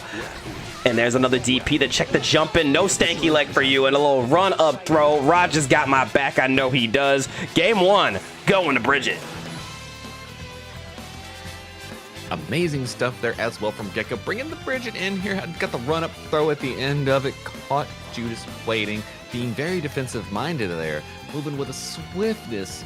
But you know what? I liked what I saw there from Judas. Not afraid to press buttons. Did a lot of good action there. But Gecko was just locked in and ready, even if they are both coming back from a break. Absolutely. You look up and Gecko is on Bridget. What the whack ass alternate dimension you wake to? And that just shows me, you just made me feel old, because that just shows me that a lot of us were not around for season 2 and 3. Y'all don't know the scars that Gecko left upon us back in season 3. Oh my word. Look, a lot of y'all don't know about season 2 Bridget. I'm gonna be honest. I think a lot of y'all weren't around for that shit. Oh gosh, dang! Don't send me back to the past when y'all first showed up. Terrible things happen. Fafnir, half of Bridget's life bar is gone, but the dash up to K2D working out for Gecko. Gets the yo-yo set up on the return. Hit him again after the low. We are wall bouncing, dashing in a great place for Judas to burst. Oh, and look at that. No fear on the run-up throw. Quick RC into the tap dust. Little killing machine to get the finish. Nasty stuff here from Gecko, and it really feels like he never stopped playing Bridget. My God. The slow roll. We got big hits. Wild assault sets. The DP working out here from Judas. Oh, great check on 2K2D on the approach. Did it yet again here. Gecko is really looking good here, calling out neutral versus Gecko. Look at that little 2K action, but there we go. Wild assault, set the yo-yo one more time. Good defense here from Judas, but got caught on the high-low. No one knows. Pick it up again one more time. Guess, guess, guess. Nobody knows, dang. Nobody knows. Even into 2026, nobody knows. Not even Squidward's house knows, man. Oh, but I know about that wild throw. Good Lord. Oh, hit him with 2K2D yet again. Yo-yo's out, but DP's got me. And Judas, apparently. Good DP, good reversal option here from Judas, securing a round on the board, and oh, look at that. The fake out jump to call out the 2H into a run-up throw. I'm liking it. Gecko showing his defense doesn't go anywhere, even if you are rusted. The just blocks on Oki, not once, but twice. And then a DP on the third try. Oh, but look at that set. I see your kickstart. I'm not letting it rock. Pulling up all that pressure. Ah, where's my DP at? No, Gecko showing some restraint. Got the overhead. And that's a nice little route. Set up the yo-yo again, forcing your opponent to guess, guess, guess. You know what? Overhead, overhead, overhead, overhead, overhead, overhead, overhead. Surely another overhead's not coming. Surely. No, just far slash. You're right. I'm sorry. That's a 5H. 5H. I don't press buttons. I look like I grab things. I don't press buttons. What are you doing? Oh, my bad. I forgot. We don't press buttons. We only throw. I forgot. I'm talking to a Potemkin player. Like, I don't press buttons. I just do things. You know this. Great stuff there from Gecko, though. Amazing gameplay. Judas trying to find their way around this insane Bridget offense. Dude, I feel like we got thrown into the past, bro. Sole bad guy in Bridget in Friday Night Fights. I feel like we're back in season 2. And oh, yo, I saw the wavu. Hold on, are we buffering? I like that. I like the schmoove. Show me what you got. Definitely did not look like a purposeful thing, but you know, it happens. Sometimes our controllers act crazy. But there's that jump in, got that pickup. Look at this yo-yo out, and there's the DP. YRC from Gecko's side, the 5K stopping Bridget with a swiftness. The just block, though, had to RC to keep themselves from back throw incident. Judas playing very smart here. And I like that. Oh, and I love that jump into the throw. Yeah, we've seen a lot of throws here, a little strike throw, if you will. And I don't know, Judas, I think you're on the wrong team for that. Now, what you mean? They're about to get ready to throw the strike right out of the game. Quick RC, Gecko feeling heroic, spinning the burst, but it works out in their favor. Wow, what a clutch up there. Nice save there from Gecko once again with the Bridget out here. Time to kill your friends guilt-free yet again. The slow roll into the low, and how about an overhead afterwards? Amazing far slash from Judas, wasting no time. Saw fake yo-yos and thought I could press buttons right through that if you left enough space. Yo, ooh, try to go over the vortex, but again, good patience here from Gecko. That's really been the name of the game. We just see Gecko willing to really wait out a lot of Judas's pressure. I know I'm going to say something controversial here, but what if Vortex started up just a little bit quicker? I mean, I wouldn't be mad at it. I wouldn't be mad at it. Quick distance, tried to run their way through, ended up on the opposite side, and Bridget's own variation of Dragon Punches, doing the Dragon Punchy, getting the score now 3-0 over Judas. A start here from Gecko, taking the tournament set, but this is far from over. Again, we saw some great adjustments here from Judas, but like the past few FNF sets, this is a bit of an uphill climb. It is the case of it, but as you see Judas in possession of the soul, not afraid of an uphill climb, will continue to press into it. Eventually you'll get the dub. If nothing else, just lean into the belligerency of your character. Go in all the way. Absolutely. And here we go. Oh, tried to go for that jump in from the other side. I like the vision here, but hey, Gecko also can see that vision. Going for the burst. No bait here, just maybe a little off the timing. But once again, that screen control we've seen from Gecko is so dominant here. It definitely is. More setups incoming, but enough of a gap left for Judas to know they can reversal right through, forcing Gecko to use the burst offensively. There you go, a dust, another dust. Are we gonna see a third dust in this route? No, I'm disappointed. No, we'll see a variation of it. A whiff throw kind of was a dust. Pick up to the other side. You're just going for the reset because they knew it would be smarter than going back to neutral versus Bridget. Oh no. Wrong way directions working out. And a DP on the other side. Oki belongs to Bridget now. I'll tell you, and like personally, and I've told this to you multiple times, I can never play unbeaterless reversals character. But I'll tell you, I really appreciate how Gecko has gone for the DPs. There's been a few times where I'm like, really, you DP'd there with Bridget? But like, no, the confidence, like the awareness of, I don't think you're gonna block this is really strong here. Is definitely the scenario we are seeing. Safe jump setups to bait out the DP on the other side. And there's something to be said about a character player that is smart enough to buffer and not press the buttons until they see the white of the eyes to get the reversal, but not even necessary. Getting the dub off the wall break. Gecko up 4-0 in the set. Look. These are both my goats, okay? I'm gonna need Judas to lock in. I can't have 3 sweeps back to back, okay? I want a close set. Come on. We're not going for 000. We can have 007s, but not 007. Not like this. I'm hungry, and all I eat are back and forth close sets. That's right. Y'all are feeding Elixir style gameplay tonight. This is not what 3 and Dank came for. No, it isn't. But still, great play from everyone we've seen so far. And again, you've seen time and time again from every player here putting their heart and soul into these games. But sometimes that's not enough. Sometimes your opponent is ready. But can Judas turn it around? Let's see. That's right. And look, I'll be real. I've taken my 0-10 sweeps. It happens. Happens to my best friends sometimes. They come in here, they lock in, they got me. Dank gets it on me all the time. It's nothing to be ashamed of. Just more learning experience, more figuring out how to get your friends washed too. Absolutely, yeah. Getting 10-0'd on both ends is just how you improve. Yeah, sometimes you're gonna win, sometimes you're gonna lose, sometimes you twerk, sometimes you get twerked on. This is just how the game is. But once again, we're seeing Judas with some great defense, but you know who's got great defense too? Gecko! Checking the approaches with the lows just as well. Learned a thing or two watching Judas hit it earlier. Judas trying to catch their way out. Hit the dash, landed right on Bridget's toes. There's another round for Gecko. Once again, kill your friends guilt-free. Got the trade to start it out. But again, you can see Judas really having to think about how he wants to approach this because Bridget's neutral just doesn't seem like a good match for Soul. Yeah, not off the get-go. I would say that it does feel like it would lean into Bridget, being able to control so much space on the screen, having a full-screen projectile. These are things that Soul Bad Guy just does not possess. No, absolutely not. Got the pickup at long last, but there's Gecko with the burst saying, hey, you did it. You gotta do it again, though. The run-up throw, you love to see it. Tried to run in far slash yet again, hit the reset on the pressure. Shadow Gecko interrupting the approach on the third get with a low S. Oh my, strike Frow. It's a throw. Putting Judas through the wall, but not enough to kill. A full stick of butter here, going for that BRC set. It is my turn.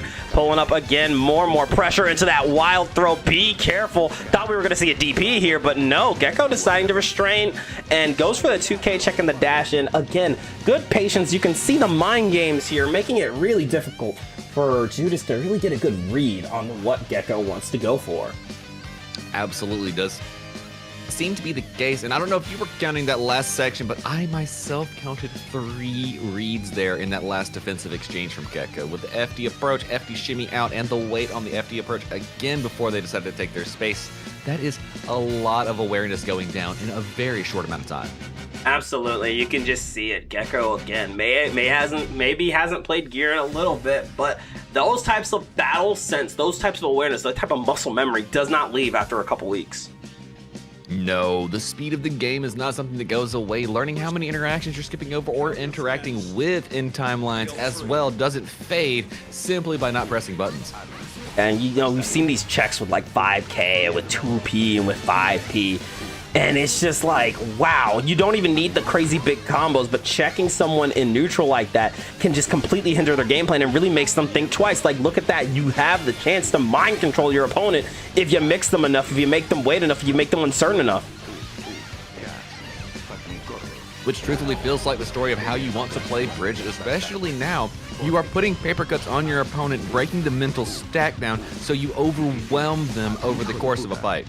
And look at that complete change up there, because we did see the adjustment from Judas. Don't think that didn't go unnoticed. We saw that PRC into immediate hit, said, I know you're gonna do, I know what you're going for, I got the hit. But then immediately Gecko was able to clutch it up and change up his combo structure. It was just great adjustments from both sides. And as you see adjustments and change up, what Judas is doing now is amazing. Changing to projectile game, mixing it up with going in for pressure, trying to play neutral in strange places. Gecko was having to mix it up for a second, but as soon as Judas stopped putting on strangeness on the screen, Gecko locked in, only had to pay attention to so many options, and took their turn back. Absolutely. Here we go with the jump in, a little walk up with the throw, yo-yo out, and yeah, that super got baited. But are you gonna be able to stay out of the way? Oh, you have to force up, use all your meter though to keep the turn going. But there's that tap dust into another RC tap dust, and the yo-yo callback getting the kill. Gecko now up 6-0, looking to continue the trend of the night.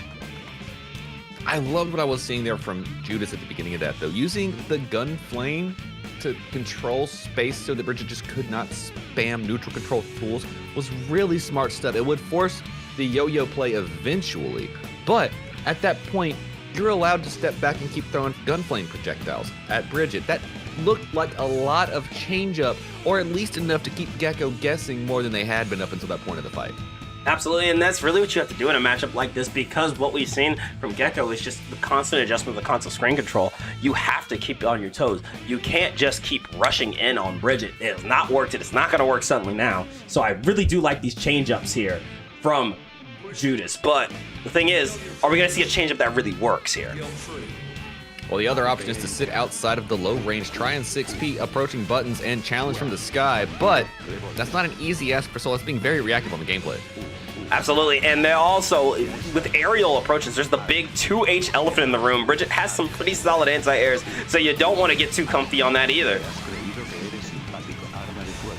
This is absolutely true, but as soon as we saw the gun flame come back out again, looked like Judas might be able to play a little bit of funk game, but Gecko now making some even more adjustments, figuring out how they used to get around that tool as well.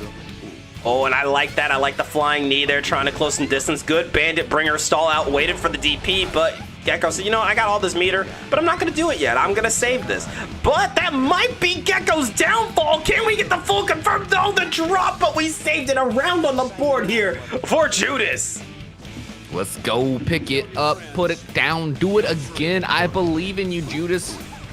Hit the vortex to get, try to go in. Bandit brought, but way too far for it to be of any consequence. Gecko running up, opening up. Judas at the toes, putting him on the wall. Run down, slump, setups. Oh no, we're doing it again. Yo, and this is oh my god. Yo, that's devious. Burst bait from the other side, but it's not gonna matter. Hold this combo real quick. absolutely worth 60% and some. The story of the match is being shown. Bridget has to control neutral because otherwise she explodes when touched. There you go. Fast RC has the combo, has the meter for the super, but all the dust from downtown. Double dust to secure the round, but we're going to round 3. Great save there from Gecko. Yo, fam, when you said that, all I heard was NBA Jam. From downtown. Perfect. Perfect. That's the energy we're going for here. Got the pickup. Look at this combo.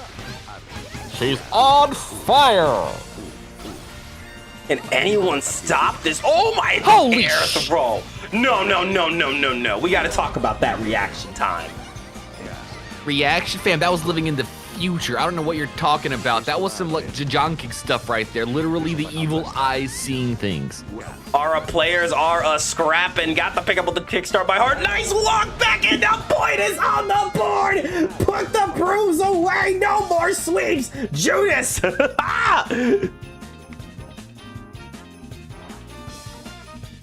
Let's go. Let's go, Judas. Let's go. Yeah. Ooh. Well, I'm not even going to be biased because I love both of these players. There's no bias seen. But damn, you got to give credits where it's due. That micro walk back into the fucking power slash. I felt alive, dog. I felt alive. You earned that dub. You did. Fair, even, and, honest gameplay. Full stop. I can't speak for 3. I'd be mad as hell if I got air thrown out of that. I would have to just hand it off to my opponent and be like, damn, that's big dude. Like, go ahead, GG's go next, bro. Like, damn, like, yeah, just take the point, bro. You earned it. I wasn't even like it was an unsafe option. I was the unsafe option thinking I had buttons in the sky. You literally just like leapt up and said interruption. I mean, I gotta respect where game is.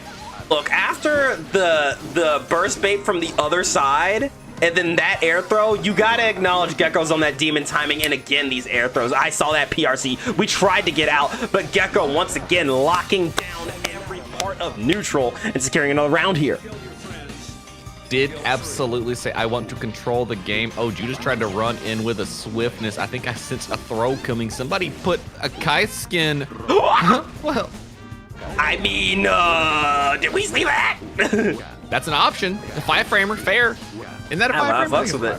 I gotta go look. Don't ask me. I don't play Soul Bad Guy. We don't play Soul Bad Guy. What were we thinking, Dank? Oh my gosh. Why didn't I actually gotta fix that. He's so cool. We have to do it. We have to pull the Psy Cole fight. It's just how it's gotta be. The Psy Cole. That's how cool it is. Psy Cole. I feel like there's it's the new the J. Cole throw. mod. Oh, wait. I'm gonna be honest. Oh me. Baiting the Wow, first. Oh, look the at that green weight biblical. out. Yeah, that's how you know you live in your opponent's head rent-free, but I really got to give credit to Judas. Sometimes with stuff like that, you don't want to burst. It's not even about, hey, I want to keep the stay alive that round. It's, no, you're not getting this one. I will hold that knowing it's a burst safe route just to let my opponent know I know that's a burst safe route. Like, look, you may have me locked down. You may have taken my chain, but you will not take my cash. I already gave you my lunch money. What more do you want from me? Type shit. Score 7-1 or is it 8-1 now? I'm making sure I'm right on 7-1? 7-1? 7-1. Feels right, but I'll double check it. Anyways, kill your friends guilt-free. Keeping it going into game number 9. If we're wrong, chat chastise us until the end of time. Tell them that 3 can't count. That's why the name is less than 3. Anything more than that is just asking for things. Yeah, to be fair, like, it was in the name. Like, y'all didn't read the contract, okay? That's fact. Y'all thought it meant that I love the fighting game community? No, I was actually telling you that my mathematics is crutched. I've been a percussionist for too long. We only count to 3. There we go. Wall breaking the positive bonus. Big damage here for Judas, but that close slash into the charge does pick up. Didn't get the full confirm. The spacing was not in your favor, and Judas gonna run away with that round. I like it. Good changeup. Which, truthfully, as a Bridget, when you made one wrong decision like that, no need to continue to capitalize on it. Judas just falling in just the right places. Oh my gosh, what a banded bringer. And there you go. Oh, nice hit there. And there we go. A little bit of that kickstart. Got you in the corner. And a killing machine for good measure. Roger, go fuck him up. Kill him with hammers. One more time for the one time. Look at the BRC said, please get off me. Run up with a throw on landing into the overhead reset, getting the burst off of Gecko's side, and now Gecko's gonna be stressing. Oh, burst off Judas' side as well. The delay bandit bringer, we going through the wall. No, the vortex whiff. Tragedy strikes again. I don't care how good you are not punishing delay bandit bringer every time. It is one of those buttons that can be delayed in so many different ways that everyone gets caught by it. Oh my gosh, I felt reversal super in my mind, but I think I saw Throw on the screen. Judas exploding. Nobody's got burst. We've only got pain and suffering to occur. And after a just block on Vortex, Judas is gonna have to hold some mix. Yeah, and there you go. The knockdown, rolling in, rolling out, and baiting an option. Went for the charge dust, and yeah, I felt that was inspired, but it's not gonna work out. Another killing machine going through the wall, and you already know what time that is, 3. Oh, we got some hard knockdown and positive bonus. Oh yeah, you know it. Oh, a nice 4-frame of Barre. Get out of the way. Put a DP right back at you. We're trying to walk under. Hold on. Oh, that's explosive. Oh, big dear damage, Lord. big things. Tried to bait out the TP, but amazing jump out from Shadow Gecko. Gonna put another one on the board. Score now 8-1 in their favor. Let me double check that though, because I'm like really not confident that that's the score right this second for some reason. No, They it is didn't okay. believe in themselves. They didn't Okay, believe in good. themselves. I tried to Look. reassure them. Look. Chat. I tried. Look. You saw me. Like once in FNF, I mess up a score. Okay, sue me. I believe it. No, trust. I was confident in you. I was gonna go down with the ship if that was the case. I thought Well, it you was know fine. what? I trusted You my know captain. what? I'm glad that you are confident in me. That's why we work so well as a comm duo. We trust in our opinions. We got Fam, faith I have in it. just as much confidence in you as Zoro does Luffy. I guarantee you. Just Damn as much. right. Let's keep Now, it which that arc that way. is. I'd like to say Thriller Bark. You know. If you know. Type shit. Forcing the burst here from Gecko. 2K2D reset the pressure, went back to the same side, but caught a close slash to the chest. Oh, the 2D hits out, but great DP from Gecko, trying to find some more clearance. BRC's everywhere, falling out the pockets of our players. And look at that. You could really notice that Judas maybe not moving around as much, but really choosing to kind of wait to see where Gecko ends up and then placing themselves right in the really nasty spots. I like the changeup.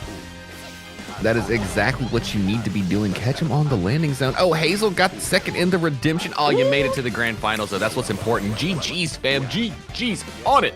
Congrats, and we look forward to seeing you a bit later in Friday Night Fights main event tonight. That's right. Shout out to Jake Lee, though, for putting on an amazing tournament on Friday nights as well. If y'all aren't pressing buttons and doing your thing here, why not go play there, too? Yo, shout out Jeek. Jeek's a good homie. Actually, just I think today they're being casted on the Arxis site. So shout out Team Art Creators, which we are a part of. So always some big love to Jeek Lee and Backpack and all the other Friday events. That's right. Shout out to all of our art creator teammates out there. Gecko doing the business, getting command grab off of the wall. Oh, aerial command grabs look so cool, Dank. Oh, they really do, but look at this pickup once again, singing the things that look cool. Is that gonna be enough for a wall? Yeah, it is. Killing machine going through the wall, hard knockdown. Positive bonus. Bait DPs, baits burst. Oh, just so tasty, so good. Gecko said, "It's mine." Even after all that, though, still alive. Ooh, the fast RC. Picking up that momentum, going with the nastiest side steal. Gecko needs one more game to secure another point for Team Strike Frow. I'm sitting here looking like the dog from the meme because it's so true. That moment just. I don't know how to feel about it. Just. That's all I can say, chat. That's all I can say. You know what's up. Well, I call me a broken record, beating the dead horse that is this line, but man, the score does not tell the story we are seeing. Judas has been putting on a hell of a show, but Gecko once again showing that confidence on Bridget. Again, I can't remember the last time I saw Gecko on Bridget, but he's pulling out like I am seeing some crazy stuff. This is fact. Let's not give Judas any denials. That one is very real. Earned hard with a scrap. Tick throw, doing it again. Ooh, I got hit. I bet throw. That was me. Feel that I'll be pressure. framing one. Ooh. Yeah, and there we go. Gecko deciding to go with the burst here, but honestly, you know, if I'm Bridget here, I'm thinking to myself, I'm gonna say that burst for next round. But hey, I've seen crazier comebacks. You believe in yourself, believe in the hero burst. It's only heroic if you lose here. Well, I will also say one ideal and philosophy of it is if I burst now, I've got time to waste all of that burst penalty that I wouldn't have to deal with if we went straight to the next round. Good point there. Oh, the DP called out by a RC back up to H. What an answer. Hello? Oh my, what an explosive exchange. And just like that, round down into the pocket of Judas. But now, as mentioned earlier, Gecko's sitting on 50 burst and growing. I'm sorry, I've never seen Soul 2K check that. Yeah, Soul players, write that down. I know y'all don't like dealing with Bridget. That was crazy. That's right, now we know if you need to really hit him with some of that nasty, the 2K will do it for you. Ooh, the walk back, the wait it out, yo-yos, oh no, the overhead whip it to throw. RC, wall stick coming quick. This might, oh no, we got waits and throws instead. There it is. Gecko now at set point looking to secure the bag here. But Judas not going to let up just yet. Last chance on the board here. Huge 6S, not enough to confirm though. Stole the turn back. Waiting just a moment. Oh no, 2H whiffs. The perfect place to burst, at least giving you another chance to play the game before wall break happens. I do like that IBFD. Where's my burst at? There it is. No burst off the table for both players, which means you are playing for keeps here. Good defense, and Judas holding tight. Red RC, give us that damage. Oh, we didn't get close enough for dust loops. We threw, but we ran into buttons, unfortunately, after BRC on the other side here. The double overhead, opening up Judas, putting him through the wall. No, we're going for wall slump setups, not wanting to go back to neutral. Gecko baits out the DP with the dusty business. PRC after booty bumps. We are getting nasty, Dank.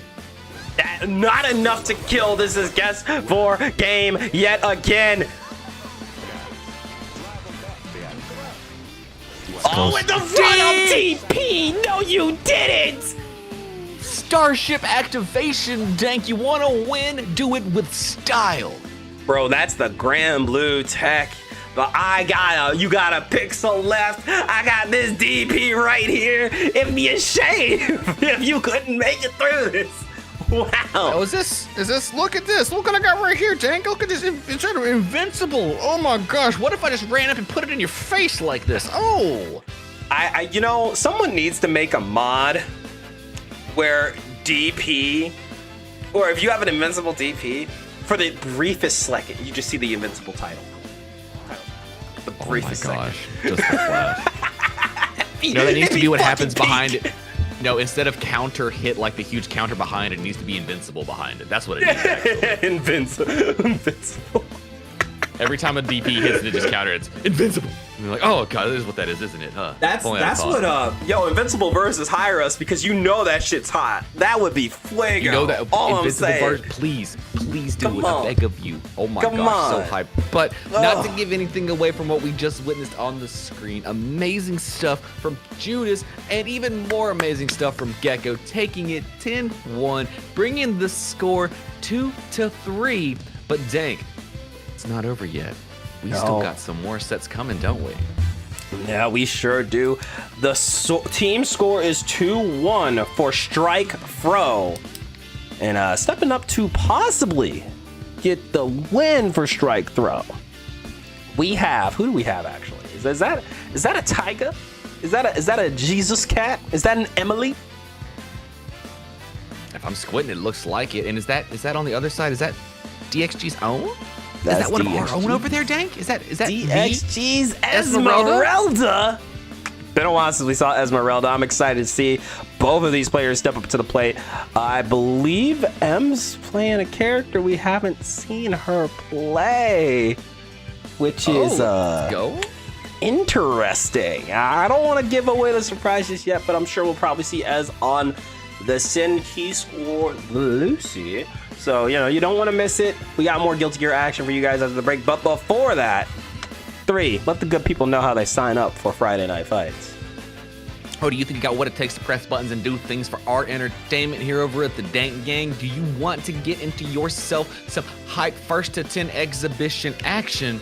Well, all you need to do is hit !Discord in our chat, or just follow the links where we have them all over the internet. Get yourself into the Dank Cord. And as soon as we let you know that your role has been assigned to you when you click this icon at the start of our Discord, it'll get you into the FNF section. In there, on Sundays, we set the announcements section for that week's Friday Night Fight. All you gotta do is go in there and put your one emote down there. If you sign up to be an alternative, or you do alternate for somebody in our event, if they just happen to not be able to make it, you'll get double the opportunities to get yourself pulled for the RNG to make your way up here for Friday Night Fights. But if you want to bypass that altogether so that you can get up here pressing buttons at 9 p.m. Pacific, 6 p.m. Pacific, 9 p.m. Eastern Time, you and one of your friends can sign up for a grudge match. All it does is take 10,000 of your channel points earned here watching the stream, and then you and whoever it is that agrees to fight with you can both sign up on that week, and you will be guaranteed your slot on Friday Night Fights if it isn't the team event. But if first to 10s aren't your thing, if you're all like, oh, that's a lot of set to be playing, I don't want to do that. I don't want to show everybody all of the tricks of my trade. I want to go play in some tournament style gameplay. I want to go first to 3 best of 5 for my play. I want to be able to win some prize pool money for my entertainment. Dang, don't we got something coming up for them as well? Oh yeah, that's you always know we got something down. DXG's BXB bracket returns late February. Be ready for it. It's going to be at least $100 in the prize pool going down at 5 p.m. Pacific, 8 p.m. Eastern. The big dogs come out to play, so come earn your right in history for the Battle Olympia. I believe this is the what? Is this the 16th Battle Olympia coming back? Like, my goodness. We're making it, dang. We're cooking. We're getting there. It's slowly getting through the 2026 seasons, and we are still creating killers out here. There are sharks all over these pools at Bracket. Come get your hunter's license. Come join the Battle Olympia. We want to build a floor on the tower for you. Absolutely. BXB, 5 p.m. Pacific, 8 p.m. Eastern, second to last or last Saturday of the month. So keep an eye open for it. Fight for your dreams and hunt for a better tomorrow. But now that we've gotten all our shilling out of the way, when we come back from break, it'll be time for the infamous, the unstoppable, the insatiable Bout 4. Are we cursed tonight? Let's see. I hope you guys are ready. Don't go anywhere. We'll be right back with more Guilty Gear violence right after these messages.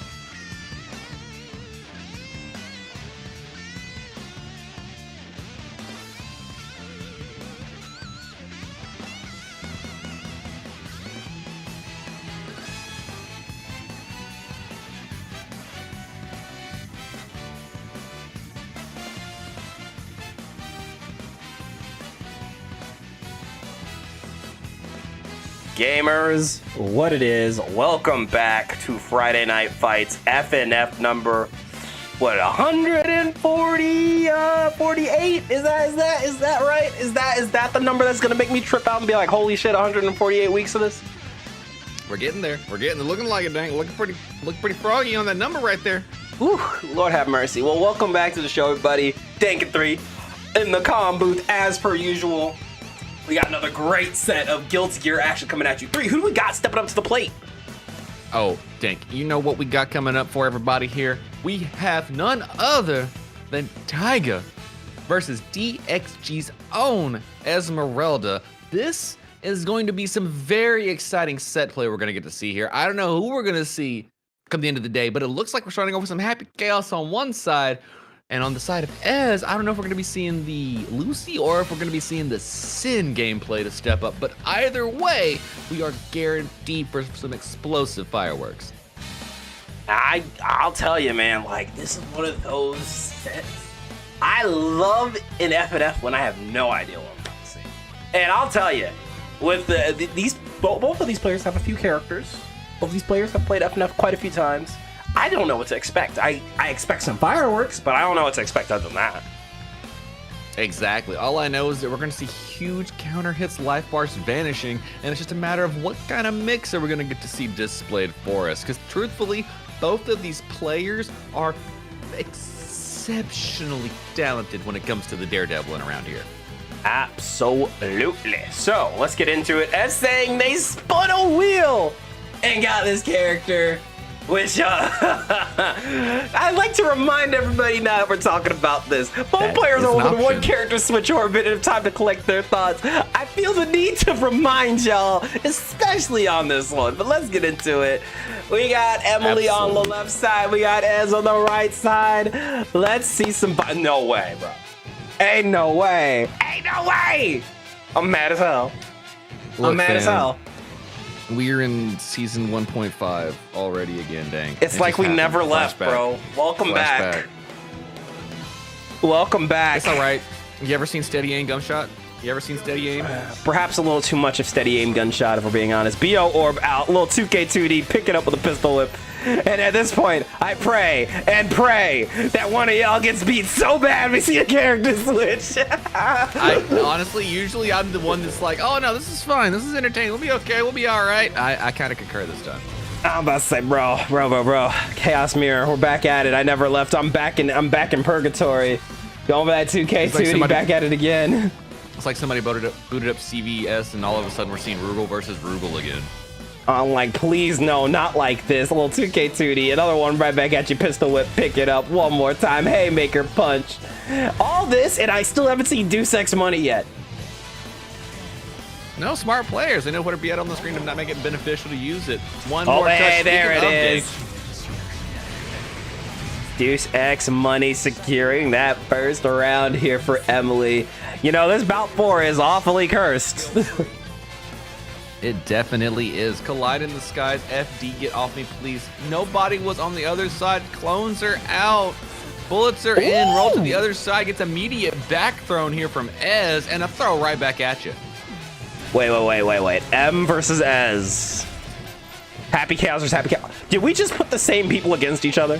Is that what happened? I think we did. I think we actually did, dang. I don't think there's any But if mistake you in what close you've your done here. eyes... I can't close my eyes, dang, because you know what happens as soon as I do in this matchup?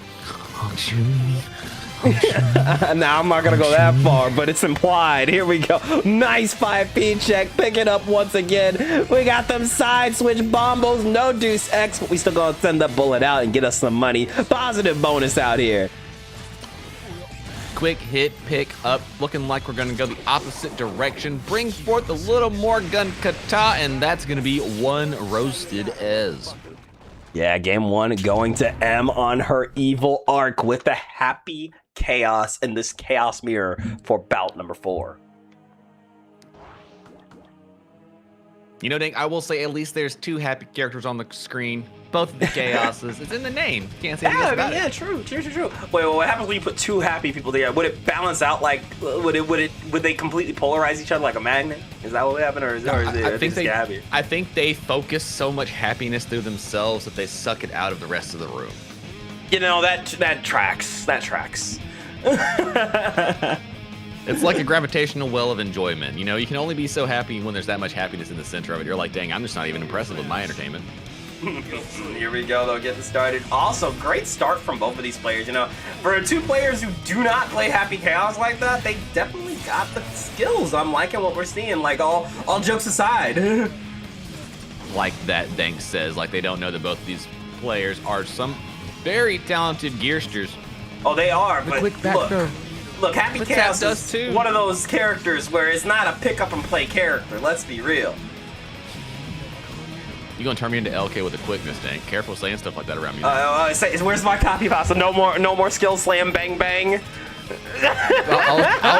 Look, I'm gonna say you can say it takes a while, but I'm gonna say if you have a character near like floor 9, floor 10 before the floors went away, and you hit the lab for more than 2 hours and you don't know how to play Happy Chaos, are you really trying? Yeah, maybe you just don't want Chaos to work, but we're gonna get some Deus Ex money, make that money into that hard knockdown and positive bonus once again. What's the move? We are just walking in a little low with that stanky leg. Got to pick a pistol whip. Stop, he's already dead type shit as we get into the next round. Now, I'm trying to remember which team is up 2-1 right now. Is Strike Frow up? Yeah, Strike Frow is up 2-1 in the Team Twist, so if Taiga gets this game, the Team Twist comes to an end. So, Ez definitely does need to pick up the pace a little bit, and we are seeing that pace be brought up. Okay, just thought that was a scenario. Wanted to make sure that it was Ez in the clutch up scenario here for their team and not in themselves. Absolutely. Oh, Mav's been teaching oh, that's hype. That explains a lot. That's a nasty looking chaos already. Oh, Mav's teaching him? Oh, that's it. That's all you needed to know. Jeekly's own pressing buttons and teaching everybody else how to do that thing. Shout out Mav. We love Mav over here.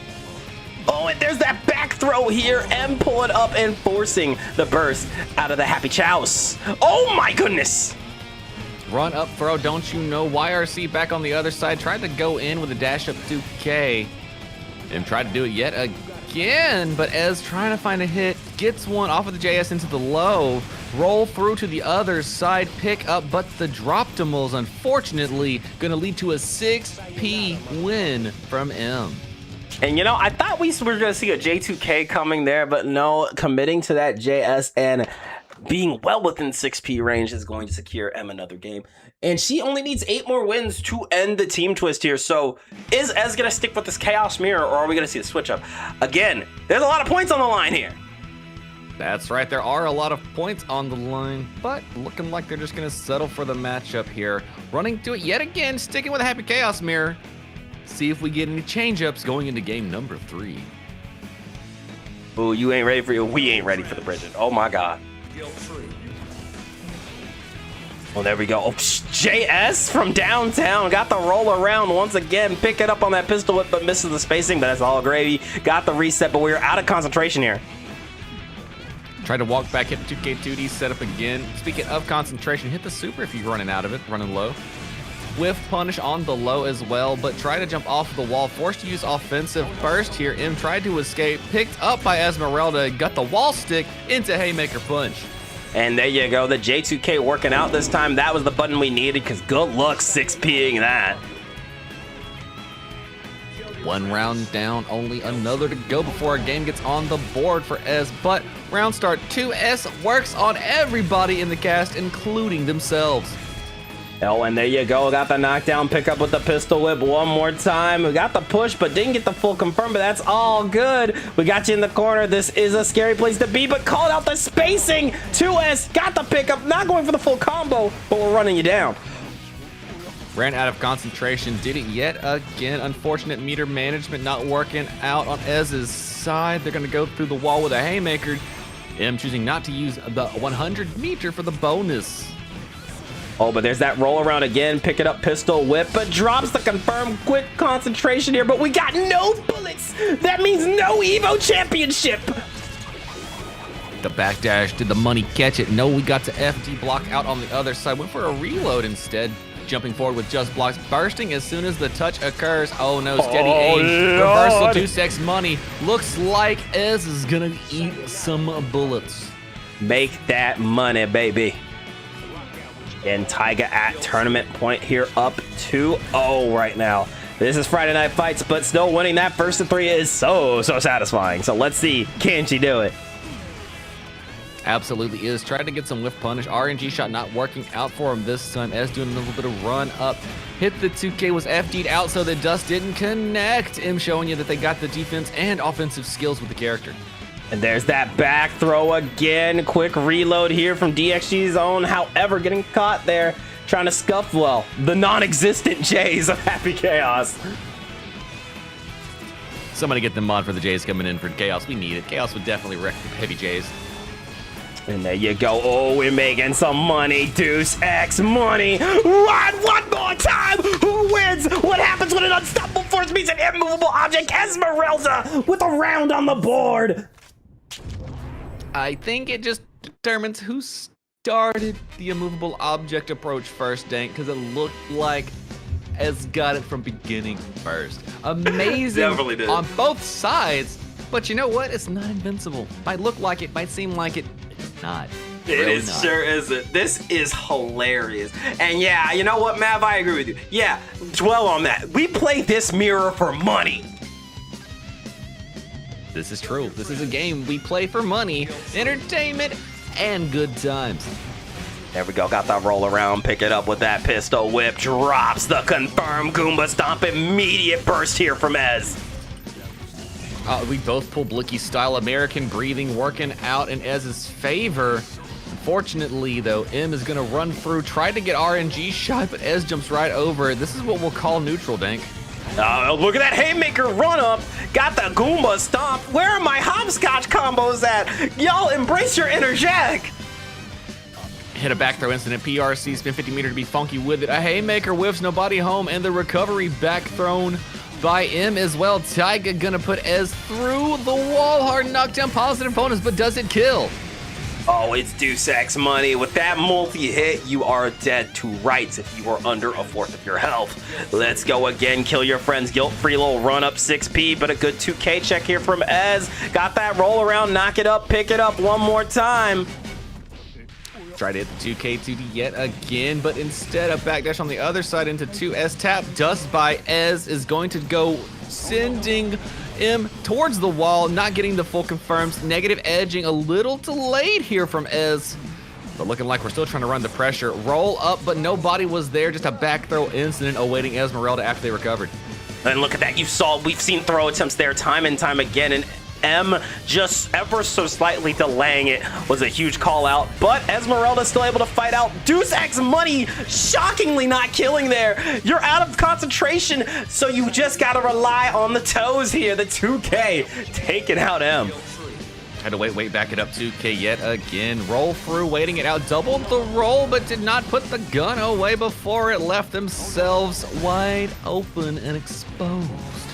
There's the burst, jumping over the BO orb and jumping over it again. We'll try to go for that Goomba Stomp, but the spacing was not in your favor, and you're gonna catch a nasty 6P. Ez was thinking M wasn't watching the screen. No way they would think I jumped 3 times in a row. They can't be preparing themselves after they saw it the first 2 times. No way. Oh, and I like that. Ooh, G Chaos, how come your mom let you get Blaze Blue combos? Going for that wall break, get the positive bonus once again. BO is applied, but the stank gets thrown. Look out, shimmy in, shimmy out. M pushing Ez into the corner. Oh, but Ez quick with a side swap combo. No need to cancel into super. Just steady aim, boom, bang. Tie the score up 2-2. We complained about the Chaos Music. Like, we had our little japes, but I gotta say, these two are putting on a great show. This has been a great back and forth, and a great just showing of early stage Chaos play. I love this. I'm loving what we're seeing here. Absolutely, we're seeing some of the beginning signs of routes being developed. Maybe not all of the technical prowess, but a small bit of the fun stuff you see around the edges. The entertainment factor really coming into play here. And I'll be real. The jokes earlier, I was at Frosty Fausti's TNS chat. It's just a continuation of the fun. Absolutely. Like, look. All right. Look, there's no way we're gonna get to the salt levels of Frosty Faustings. Bro, we were watching that top 8, and then I see the poll, and Loser Semi saying is Happy Chaos overpowered. And I'm like, oh, nah, someone's mad. 74% of people agreed with that. That is silly. That's hilarious. Like, look, we're clowning. That's crazy, though. On a broadcast? Hey, look, I'm just saying, by the time you're major and you've seen how many take it, I'm just saying, there's something to be said about it. The consistency, I should say. I think Chaos, arguably one of the most controversial characters in Guilty Gear history. But they gotta give credit where it's due. The players definitely know how to make this character sing, and at the highest levels, he can be really entertaining to watch. He can also be really frustrating to deal with, but he can be pretty damn entertaining to watch. You wanna know the truth is that if we had just one other character that was like this, we'd be fine. We'd be A-okay. We could compare the two and be like, oh, look at these two demons. But it's just the feel of it only being one of them. It makes us feel a certain kind of way. And there you go. We're making that money. Deuce X money. Hard knockdown into positive bonus here for Esmeralda as we go for another hard knockdown positive bonus. Tick, throw, repeat the process, pull out the gun, blickety blow. You cannot whiff punish me now. Back throw incident, though, was on ready. Point locked in for M. Check the fit for concentration. Put Ez through the wall, who still has to wait a moment before they can use theirs. And making that Deuce X money, but this time we are blocking. And now, we're gonna try 2 for 2 Deuce X once again. Free reload is what I see whenever I see that go off. Oh, quick hit on the other side. 2K2D, pick up into steady aim for Esmeralda, bringing it to another final round to see who wins the tournament set. I hate this old ass house. Well, Hazel, like we used to say back here, the more classic FNFs, the house always wins, all right? This is fact. I mean, I don't know if it's the first time you've ever met something that likes to go gambling, but you're gonna lose before you strike it big. Absolutely. Goomba stomp from the air there, forcing the burst from M. And I love the capitalization here. Got the wall stick. We're thinking about it real quick. Not going for Deuce X. I think we were trying to go for an anti-air here. I see the vision, but so does Az. Anti-air 5P. Do we have the full confirm route? We pick up into steady aim. Deuce X money. Are we going through the wall? Looking like S is gonna get the 3-2 tournament set. Ooh, great stuff from DXG's own. But as we have said, episode after episode, this is Friday Night Fights, y'all. That's when the real set begins. Once the tournament set's over, we really start to feel that intensity that is an FNF set. This is the moment where the pride begins to bruise just a little bit, and it leads to exciting gameplay. You know how it feels, Dinks. I mean, gets that 3 on you in that first 10, you're like, all right, got you. Now I really have to lock in. Oh, and speaking of lock-in, I do see the Bridget coming out for M. We are done. We're done. She said, I lost the first to 3. My girlfriend wants to watch Family Guy now. You got to do the ADD thing. Just put up the whole compilation of Family Guy funny moments in the bag. That's all you have to do. Literally. That, or actually put on American Dad and say it's Family Guy and see how long it takes before they notice. It is better. I said it. I'm an American Dad Roger's truther. better. Dude, the whole show is better. We don't even need to go to Roger. I don't disagree, but I'm just saying Roger is better than Family Guy. I don't know about everybody in American Dad, but That's true. That's true. the quick roll, immediately with punishing a lift to S into the gun pull there from Esmeralda, inputting the first round on the board after the swap. You go, knock down, pick it up with the pistol whip one more time. Oh, and there you are, pick it up again. Got the wall stick in the haymaker. Green saying, American Dad's better, but Family Guy's the group should be short. You know what? I understand. You can't mess up the ritual. I respect it. This is true. I do understand. It is the way. It is the truth. It is a vibe. Oh, what a YRC on the other side as trying to find somewhere to start playing the game. There we go, 5H kick, start my heart, pulling up a little booty bump. One more time, the yo-yo coming out. A big 6P. Are we feeling it now, Mr. Krabs? So if you put that Goomba stomp that far into my hitboxes, I'm gonna explode you with upper body invincibility. What a haymaker, forcing Taiga to burst. M trying to get one more touch, feeling rather heroic. There you go, one more time with that JD into a little bit of that rock the baby into an empty low here. Taiga with an insane comeback, tying up the score 3-3, and finally say it 3. I heard you like close sets. I heard you like them back and forth sets. Hoo-wee! Who, me? Never. I could have, oh no. Who'd have thunk it? Who would have thunk it? Who would have thunk it? And, you know, Ed's still sticking with the Happy Chaos. A lot of points on the line, but, you know, not ready for the switch quite yet. And, you know, I respect it. You're doing good with the Chaos. No reason to switch just yet. No, absolutely not. Not until the chat gets the pitchforks for you trying to burn their channel points. Oh, what a round start. 6P burst on the other side. Curse is applied. The 2K checks on both sides, though. This is some great gameplay, Dank. Yeah, absolutely great stuff from both sides. Yo-Yo toss coming out. And I gotta tell you, it's really refreshing not only to see a bit of variety of the characters. This has definitely been a very interesting night with character variety. But also, it's nice to see 2 players that we just don't get to see in FNF as often anymore. This is very true. Yo-Yo is active, coming back to hold as in place. This one not, though. It was already used in pressure. The 6P, but Ez still wanted to wait it out just in case. We got Funk applied. Happy Chaos is slinging buttons, putting bullets on the screen. Douche X money for the repeat, but that concentration is looking mighty sparse. Here we go, a quick concentration real quick to make sure we don't run out. We took our ADD meds, and there's a pixel left, but that 5H into kickstart into red RC should be enough. Definitely was more than enough for the round, and now Taiga sitting on a whole bunch of bursts, trying to find their way in here, using some of it for the wild assault pressure, as stuck holding this on the wall. Absolutely. pushed some hands, pulled out the gun, tried to get a throw, but M was able to shimmy out with the BRC, riding right into where Ez was waiting for the back throw incident. There you go, wall stick. Quick reload. DP out though. No fear, no fear. I love it.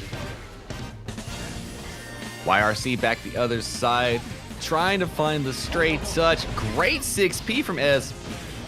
Taiga about to get their burst back. Will they spend it yet again towards the end of the round? There's that DP once again. We've seen it time and time again. Good blocks here from Ez, waiting it out. YRC on the other side tried to walk up to Ez, but Taiga with a backdash are only one touch away. Eating mix. Deflect shield from Ez, but not enough to get away from the yo-yo. Score now. 4-3. Ez going down in the set.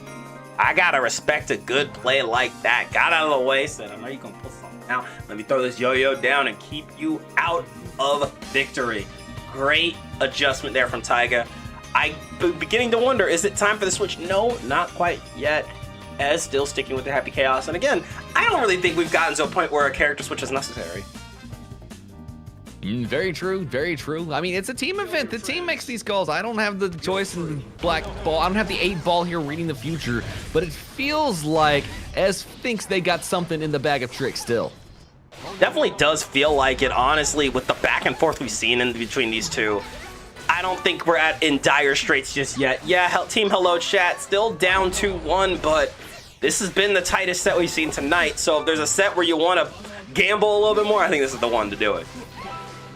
YRC on the other side, the 6B tried to come out on M's side, but a jump in with some more buttons working in mix to the same side. Oh, this is getting nasty here. PRC to keep the combo real as well.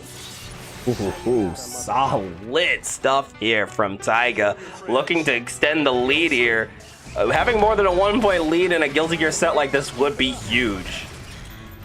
Absolutely would be, especially when your team is already up 2-1 and this is the clutch in for you. You get this win, y'all have gotten the team event under your belt. Our YRC getting baited out, got the knockdown yo-yo out once again. Guess, high, low, no one knows, gets caught on the yo-yo. Like the PRC into that loop-de-loop and pull. Your shoes are looking cool with that hard knockdown and positive bonus. Go for the jump, but caught on the back throw. The safe jump was not safe enough, and the burst bait did not do enough either. The killing machine gonna chip out there at the end as going down 5-3 to Taiga, who's now hit the halfway point of bout number 4. Yeah, we have hit the halfway point, but yeah, forgot you can't block with the gun. I mean, he's got to have some weakness, right? He's got to have something you can't do. That's right. Can't block with the gun out, and you don't have a real and reversal super. That's how they excuse Happy Chaos being so juiced in Guilty Gear Strive. Absolutely, but now enough talking about Happy Chaos. It's time for the Battle of the Blondes. The Europeans are fighting again. We got Bridget versus Sin. The mains have come out to play. No more character switches. No more minute breaks. It's time for Bout 4 to continue. Are we saying that only one of these can have the title of the new dog, the bounty hunter? Maybe, I guess so. Tried to run out again. What an amazing falling to the wrong side there from Ez. Pick up into the wall break and positive bonus of 50% off of Taiga's side already. Oh, and there you go. Run in with that close slash. Pick it up with the kickstart. My heart into that charge dust. And yeah, give me a little wall break. Give me a little of that positive bonus here. PRC to interruption. Run up. Hit the DP. We're going to head close to the wall, but we reset. The stamina bar was used just a little too early and dropped to Malls, losing Bridget in the sauce. We go waiting it out. Walk back. Good patience here. Ez trying to go in with a slide, but it is not going to be working out for you. Once again, M shutting it down. Oh, I thought that pickup was going to carry all the way through here, but the 2H only on the second hit. But great confirms in the scrap there from Ez, getting a round down, trying to get closer to tying up the score again. Oh, and I like that jump out here. Caught the throw attempt. But yeah, that burst was really well timed. Rolling up that close slash. Trying to go for the throw. Excellent tech here from Ez. But still getting caught by the yo-yos here. And that's a nice pickup at the wall break. 50% off of Ez's side as well. Taiga working their way into Flex Shield, pushing him farther out. Beak Driver confirms to carry all the way to the other wall. Tekken throws when we're up close. Elk Hunt, but nobody was home. Falling Bridget lands on 5P of Ez, who is now beginning to snake away from the wall pressure.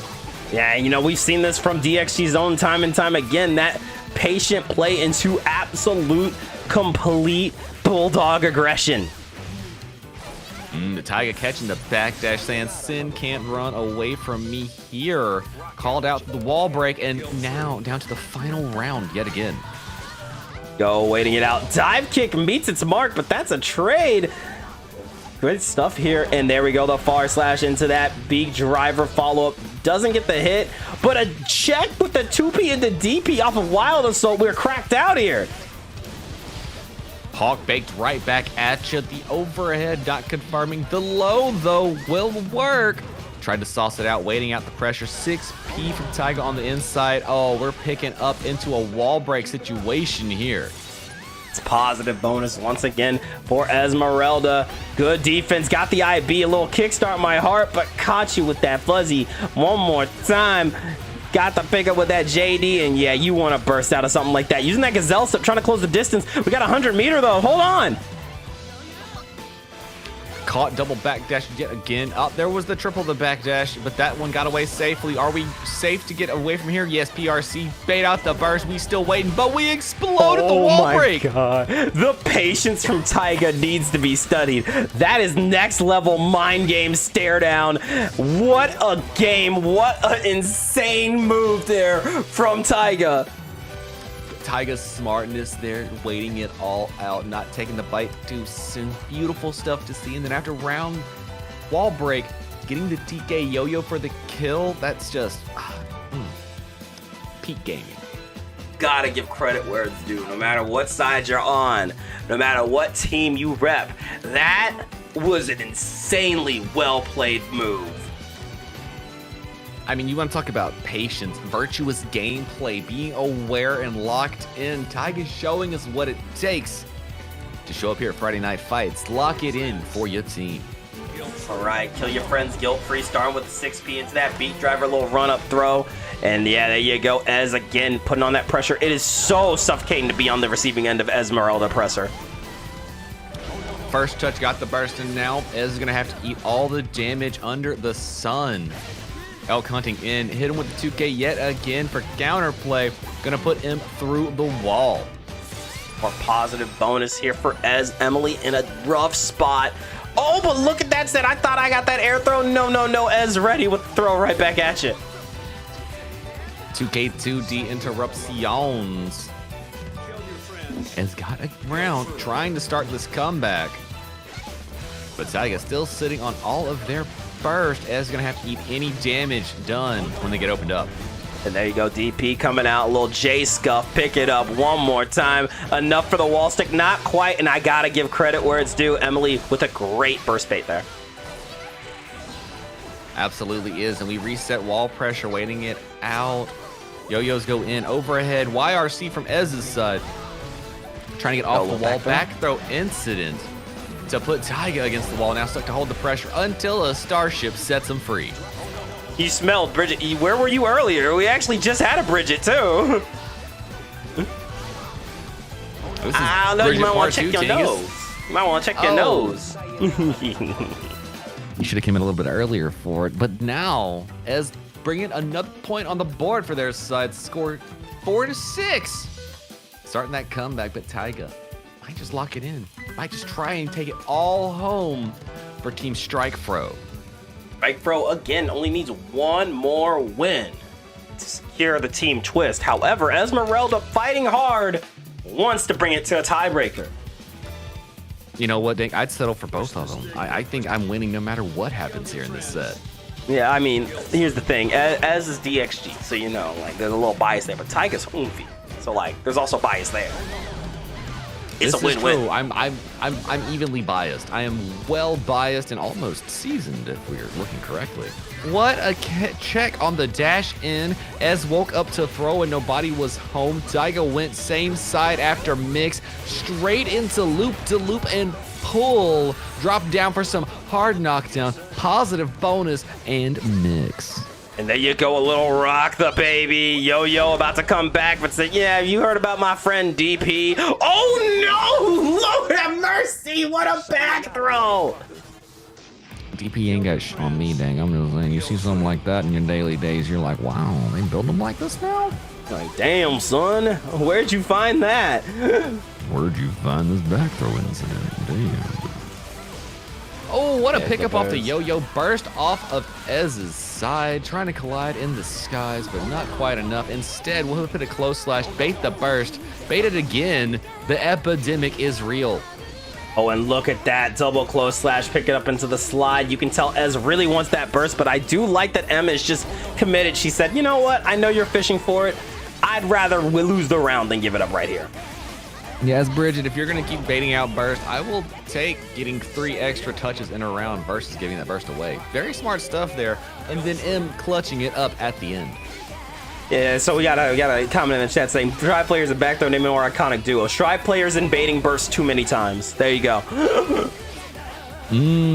That's true. Strive players and, yeah, definitely baiting burst into game loss or dragon install into death. Those are the two bigger ones I know. Or Strive players into not reading. Or even better, tournament Strive players into stream set losses, alt F4ing. Oh my god, oh great, now we gotta wait 5 minutes. Now we're talking. Now we're talking some true Strive lore here. Killing machine, not enough to kill, but 1 pixel away. As with 100-meter safe jump setup's gonna be fine. Careful gameplay. Oh, but there's that yo-yo out, and again, that distance game we've seen so many times here from Taiga working out. As still not out of this yet, of course, but the neutral has been really, really solid here from Taiga. Definitely has been scored now 7-4. Feeling like, do you think maybe Ez took 1 breath too long before switching off to the main? Well, you know, the beauty of FNF is you do get a 30-second timer to reset your color, to change your color at any point in the set as many times as you want. I don't care about that. You can take 30 seconds. Dude, if the timer in the rematch counter is 30 seconds, the timer to queue back up in FNF is 30 seconds, all right? Look, I have to take time to change the music on player 2's side. Y'all understand, right? Y'all get me. Y'all feel me. Oh, my bad. I forgot to change the screen back. Hold on. There we go. Oops. I'm sitting here doing fun audio for you, and y'all think I'm just like trying to gluck my 9,000 here. What am I thinking? Nah, I gotta kill you, bro. Nah, you gotta die for that one.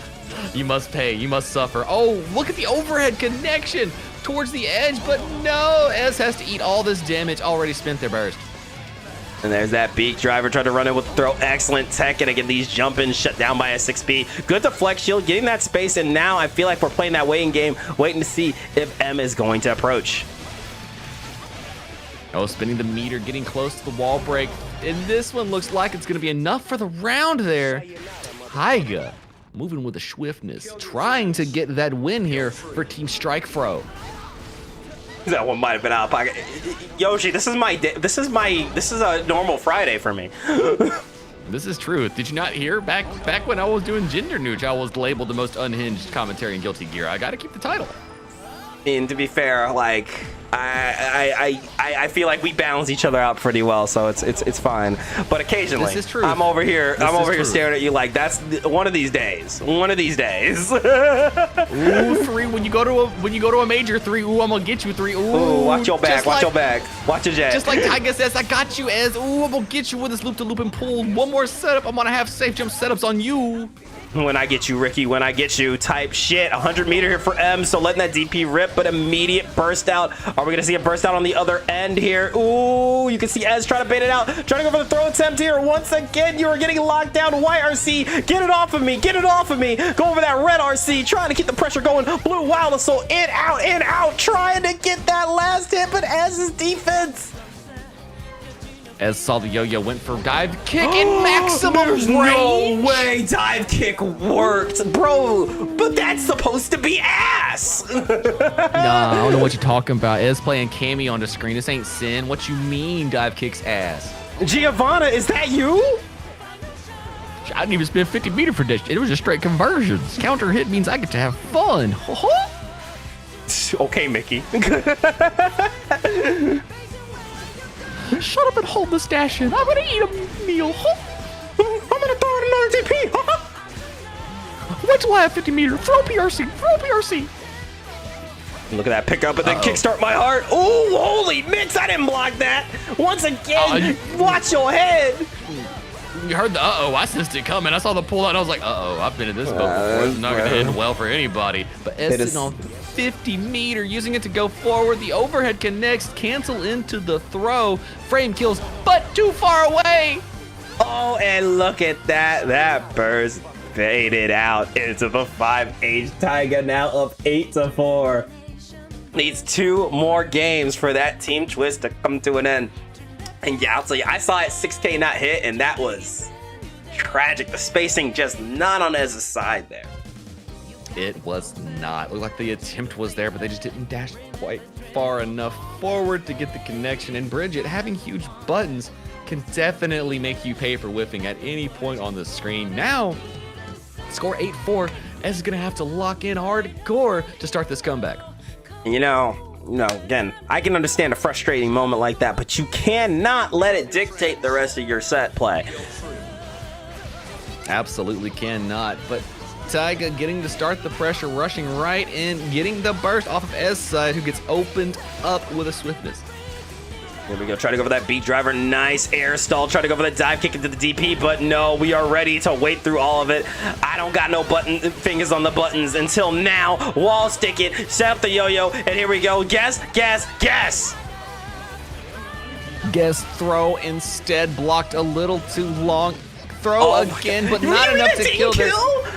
A magical pixel. But you know what? DP got me. DP got you all day, every day. Got you. Yeah. Dude, there's this much Bridget. Are we watching a season 2 FNF? I feel like we went back to the old days, like the single-digit FNF episodes where Bridget showed up like 3 times an episode. Oh my goodness, please bring me PTSD scenarios. What a challenge with the 5P there from Ez on the side. Cancel into the low. Ew, yeah, let's go. Wall break incident. That was so nasty, I had to think about it for a second. Here we go, trying to hang back. Oh no, Sid, you know what? Fuck that, I'm dive kicking. Drops the confirm, but gets that overhead. Where's my burst at? Don't bait it, don't epidemic yourself here. Just eat your meal, finish your food. Something. This PSA about the ongoing burst baiting crisis. Burst baiting, just killed him, bro. I'm just gonna say, if they don't have a burst, why would you waste your damage trying to bait it out? Get them to give it away. It's so much smarter and easier to deal with. Look, between tower mentality and now ranked mentality, I get it. I want to take their wallet too. I don't want them playing the game. How many games have you seen professional players like Danny give away for burst baiting? Just stop it. Don't. We're not them. Oh my god, dude. I feel like I actually understand, like, when your parents are screaming at the screen when they're watching like Monday Night Football, and you're like, I do not understand why you're so angry. No, I get it, because when your favorite player burst baits in major, I want to choke them, bro. It's not when they do it. It's when they do it against somebody else you know is just as good. And you're like, you wouldn't have done it there. Why would they do it there? Okay, I feel exactly. You. Great No, TP. exactly. Oh, wow. The overhead, the dust, and there is our burst from Taiga. And there you go. Look at that. 5H into the kickstart. Got the tumble into a wall stick. There's nothing that will kill, so I do like deciding to just not return to neutral. Definitely does, but the dive bomb gonna put Ez down 9-4 here. Taiga on a rampage, on a roll, a pastry, if you will, straight from the oven, trying to bring the Team Twist victory home to Team Strike Frow. And they're only 1 game away, while Esmeralda's still sitting 6 games from tying it up.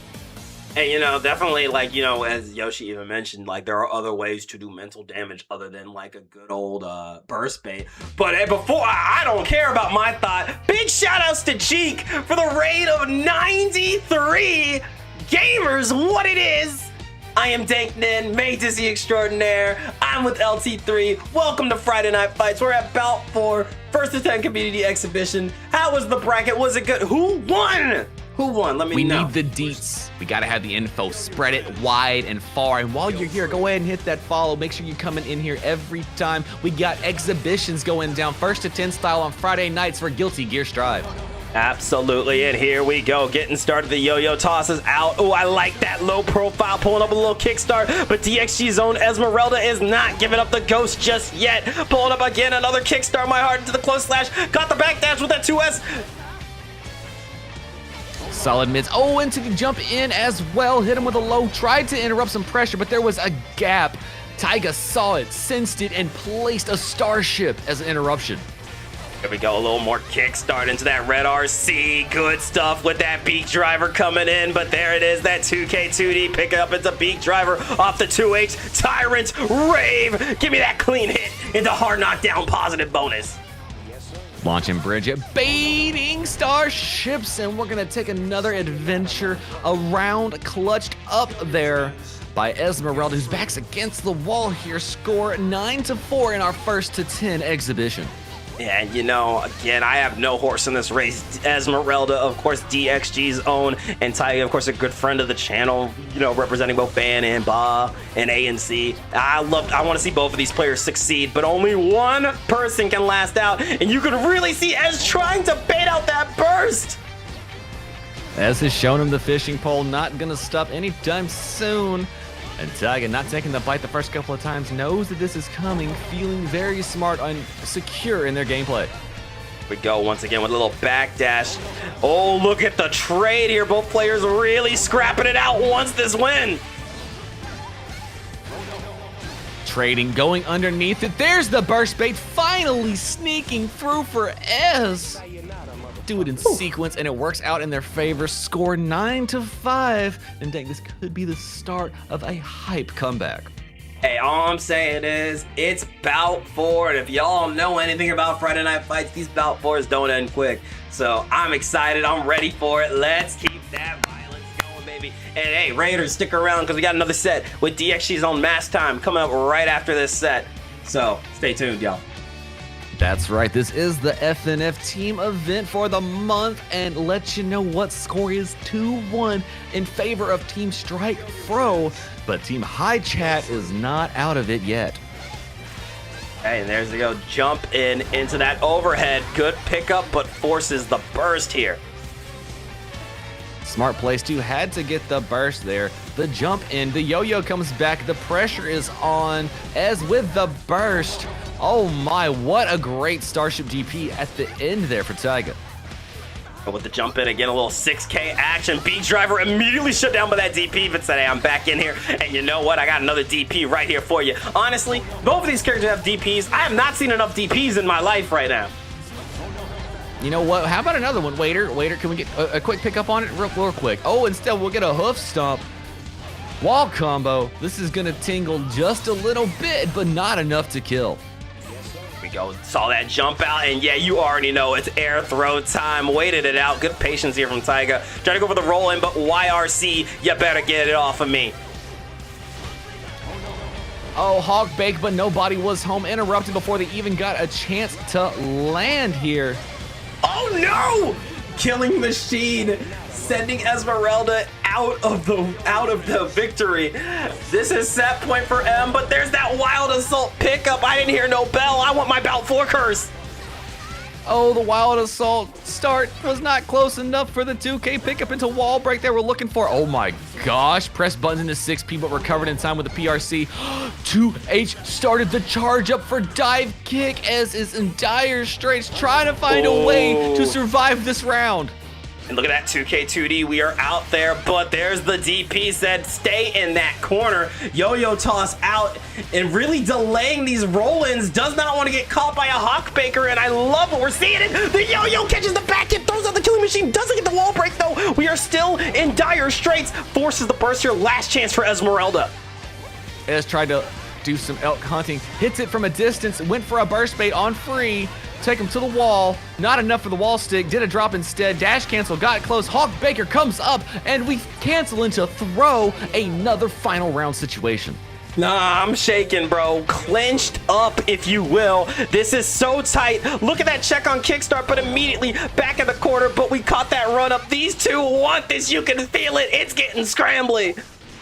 DPs on both sides. Everybody's trying to whiff punish the other. What a great 6P after the yo-yo setups. The wait sensed a DP, but nobody was home. Same side after the mix. Block out the high. Tick for the throw. Nobody knows what's coming next. There's that slide in one more time. Got the close slash, a classic run-up throw here from Esmeralda. You know he wants that burst, but we're gonna bait out the DP. Tried to bait out the burst, but Taiga holding on to it. 50-meter spin deflect shield on S side. Burst on M side. We are trying to find a way. 6P, get off me. We are a touch away. Both sides here, last call, last chance. Got the knockdown, yo-yo out. You have to guess this mix. And there's the knockdown again, one more time. And that's gonna be game, set, match. Taiga wins it 10-5. What a nail biter last few games from our players here. Great stuff. Wonderful things both sides. And with that, you get your channel points. If you want to spend 10K to get yourself a grudge match for FNF, you might have just earned it there because Team Strike Fro has taken the 3-1 win over Team High Chat. But I'll let you know what y'all coming in from the Geekly. If y'all think y'all got what it takes to press buttons and do your thing in these first of 10 exhibitions, well, I'll tell you what, hit ! Discord right now in that chat. It'll bring you a link to get over to the Dank Gang Discord. In there on Sunday nights, in our section designed for FNF, we'll have signups going live. Hop over there, leave you one emote, and it gets you a chance to be into the RNG machine so that you can be fed to us for our entertainment value. You want some extra chances? All you gotta do is sign up to be a sub or an alternative for our events, and that gets you double the odds for the RNG machine to pull you. And if by chance you want to bypass RNG altogether, you and one of your friends that both agree you both want to do Friday Night Fights for us can sign up, spend 10K channel points earned here on channel betting for these hype exhibitions we put on, and then y'all are guaranteed a grudge match when you both sign up for that FNF event if it's not a team event. But now I also hear you coming from the Geekly. Y'all were just at a tournament. We like tournaments over there. Do y'all have anything like that going on here? Any more first to 3, best of 5 for prize pool action instead of just first to 10 exhibitions? Well, let me tell you, Dank's got something cooking up for you. That's right, BXB bracket. That is DXG's Hunter themed Guilty Gear Strive monthly open that goes down on the last or second to last Saturday of every month. That means BXB should be around the corner here in late February with at least $100 in the prize pool every month. Come sign up. It's going to be something you don't want to miss. Link should be going live next week, so keep an eye open. But hey, come fight for your dream, hunt for a better tomorrow, and earn your Hunter's license. We want to see y'all up in here. That's right, this is the place to be for entertaining Daredevil activities brought to you by none other than us at the Dank Gang, keeping Guilty Gear Strive alive and well, going into season 2.0 in the future. And I'll tell y'all what, if y'all are here at the Twitch channel, go ahead, hop over there to the YouTube if you're not doing anything. Go ahead and give that one a like, a follow, so that it can get spread around the algorithm over there as well. And I guarantee you what, we got one more hype set coming for you to cap off our evening, don't we, Dank? That's right, DXG's own Mass Time gonna be taking on Booker, who is new to the Friday Night Fights circuit, which means I don't know who we're gonna get, but we're definitely gonna see DXG's own Soul Bad Guy coming at you guys after this break. Thank you again, Jeek, for the raid. Congratulations to Red I'm Not for winning another Geekly, and we hope to see you guys all at BXB and when we return right here with some more Friday Night Fights. Don't go anywhere. We'll be right back with some more Guilty Gear action after this.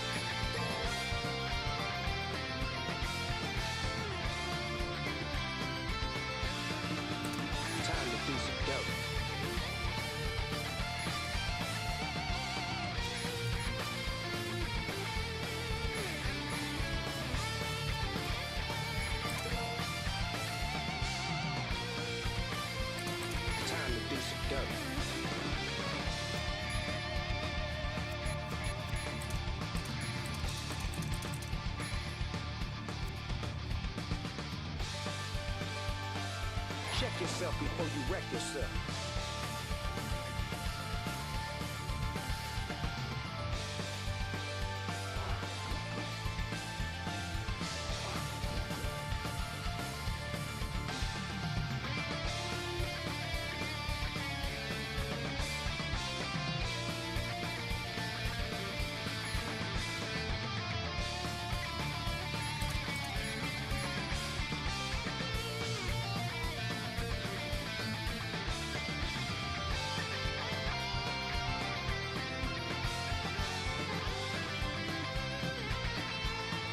All right, gamers, we are back. Welcome one, welcome all to Friday Night Fights number 148. For those of you who don't know what this is, that is DXG's weekly first to 10 community exhibition. My guys, gals, and non-binary pals, the team twist has come to an end, but that means we are back in regular betting DXG fashion, which means you got a first to 10 coming at you. We got Soul Bad Guy versus Bridget.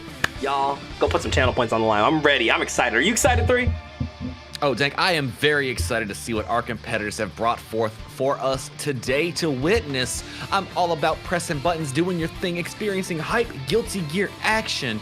And I don't know much about Booker, but if I'm seeing Bridget on the screen, I can tell you what I do know. Masked Time themselves brings the hype soul gameplay every time. And this is guaranteed to bring you some fireworks. Got 5 minutes on the clock, y'all. Place your bets, place your bets, place your bets. Our players are already queued up and good to go. Guys, gals, non-binary pals, go ahead and get started when you're feeling ready. Both players welcome to one character switch over minutes time to collect their thoughts. And speaking of Bridget, Yuka coming in for the raid. Thank you so much for the raid of 4. Appreciate y'all. Welcome in, gamers. You came just in time to watch our main event of Friday Night Fights, up first to 10 between Soul Bad Guy and Bridget. Welcome in, Raiders. Welcome in. And you see the skill Budokai to Goku on the screen, here to face Booker. Well, it's time to go in. Press buttons, do your thing. The run up far slash. Trying to find any kind of purchase here on the screen, but Booker creating space, working out in Bridget's favor. Oh, and there we go. Drops the confirm, but that's all gravy. We got that big old counter hit, but there we go. Forcing the burst off the table for both players, which means you are playing for keep. Going in with the scoot. Let's go. Yo-Yo coming out one more time with that 6-piece. Scoot up in, and yo, you're feeling that suffocating pressure here, but there's that vortex out. Give me some more damage. Fafnir, please take me to the other side. Booker with a 6P, backdashing to press and buttons on the screen, tried to hit pressure, but Mass Time was ready with reversal DP and hit it again, why don't we? The dash up block, hit immediately with the low, vortexed in, jumped out, and fell to Yo-Yo confirmed combos. I'll tell you, 3. It feels like Bridget, you know, for months and months on end, people were like, where are the Bridget players at? I guess they all just decided to pull up at Friday Night Fights this week. This is the 3rd Bridget tonight. Look, I haven't seen a Bridget since 4.0 happened, and today they are out in force. You'll love to see it. And here we go, a little Tyrant Rave here from DXG's own. Not enough to kill, but damn, that's a big grip of damage. Pull it up with the wild throw. You might as well have teleported over there. It said punished. That said punished on the screen. There was nothing Booker could do. My goodness. And there you go, pulling up with a kickstart one more time. Bridget putting on that pressure, putting on them yo-yos. A little vortex out, but we're forcing the burst to get back in that corner. Tried to do it again, Mass Time on the walk back, blocking the overheads, waiting, running through, tried to DP through a killing machine. Oh my god. Doesn't work. Hey, you know what? You miss 100% of the shots you don't take. Got that wall stick. And here we go. Not breaking the wall once again. We've seen that strategy used quite a bit tonight where it's like, you know what? I don't want to return to neutral. Let me just pull up on you. Deflect shield. Don't mind if I just jump over whatever's coming afterwards. Mass Time making the quick turnaround in the first game. Getting first blood. Putting 1 on the scoreboard. Out to DXG's own Mass Time with the Budokai to Goku. Who remembers Budokai? That's my shit. Fam, that was where I first learned the joys of being Tohan and facing off against Kid Buu. Look, I'll tell you right now, for those of y'all who are DXG fans, Friday Night Fights fans, or just Dank Nen fans, y'all wouldn't have this channel if it wasn't for Budokai. Especially Budokai 2. So that's a real throwback. That was my first anime game. deep cut, real fleshy kind, if you will. Deep cut. So yeah, you hit my core when I saw a name. You hit my core, bro. Beautiful stuff. You'll love to see it in Booker, showing they have lots of skills already, prepared to be one of Dank Gang's finest and brightest stars if their gameplay continues at the pace we've seen so far. The bets are still open. I see about 12k Dank tokens on the line. I want more. Throw those bets in. You guys got a minute. That's right, you might as well put them in now. What other way will you have to get yourself a grudge match so that you can press buttons and do your thing for our entertainment? Pulling up a little kickstart, and there's that 2S. Oh, I like the back off just a little bit there. Try to get another hit. Go. Oh, killing machine shutting down the gun flame. My projectile is better than yours type beat. 50-meter point-blank projectile. Yeah, I can see it being rather good. Juiced even. Super necessary. Oh, YRC's baited out. Mask time, bring in the violence and the resets to get the wall stick, canceling Faint Gun Flame into Tyrant Ray for the kill. Dog, you died. Holy. God, I feel like there was, he could have killed even more damage. That wasn't it. That still left some on the table. That was dumb. That was a lot. There we go, a little bit of that Roger dive, trying to play a nice air stall-y game, really trying to keep Mask Time on their toes here. Trying to create a little bit more space here. Went to, Vortex underneath it, but the killing machine covered the options here. Wall break. No positive bonus because the meter was already spent for the hard knockdown. Hey, yo, I just gotta mention this. I may regret saying this, but yo, we got 69 viewers. Nice. Like that. I like that. I'm proud of this chat. No, it went down to a different number. 6-7. 6-7. Went to 6-7. Don't you say this. Don't you do this to me. Mask Time tried to get the break. Booker one touch away from it being all over, but they got burst and they have meter. YRC first, get off VTech applied. Tried to find their way into a throw for the punish. Opened up Mask Time with a low. Reset the pressure. Wall stick incident.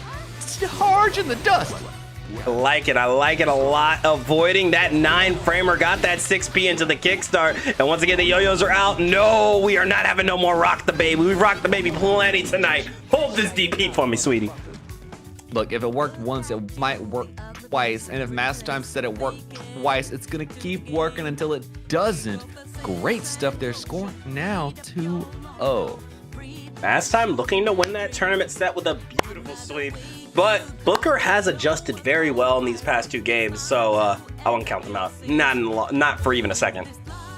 Oh, definitely not. And when it comes to, tournament set styles, it takes 2 games to figure out who's playing on what foot, who's taking the offensive lead, who's taking the defensive get back, who's going to be playing into neutral, who's going to be trying to advance by it. And by the time you get the first 2 games in, this is where the real fun meat and potatoes shows up. Couldn't have said it better myself here, starting with a bandit bringer here, trying to run up with the throw, but that's a good jump out. Good fuzzy jumping here from Booker, and that's going to be an absolutely invaluable tool here, but there's that 6P into the flying knee. A good IB, got out of the way again, another fuzzy jump out, kickstart, pulling up, but immediately caught by the 5K. What a pickup here from Budokai to Goku. Hit the repeat on him, Fafnir not quite enough to kill. A magical pixel on Booker's side. Catches the backdash with a killing machine. Catches the wake up from Mask Time. Tried to shimmy out some funkiness. And well, why don't you just hop on your invisible airship and boop scoop yourself all the way over onto Booker's face. Okay, good backdashes there from Booker. Really trying to keep your distance, but it only takes 1 good hit. And Mask Time able to absolutely bulldog their way in with another Tyrant Ray. That's a lot of damage. Bridget exploding like most zoners do. Shimmied out. Baiting the burst here. Didn't have enough closeness. Them stubby buttons of soul not working out. But still, the mental damage was done. Absolutely nasty stuff here from DXG's own Mass Time, taking that 3-0. And if this was bracket, you know, DXG's monthly, that would have been a done deal. That would have been the end of the set. But no, this is our weekly. This is Friday Night Fights, which means we are just getting started. There is so much time to adjust here for Booker. But I'll tell you, if Mass Time keeps up this pace, this could be fast.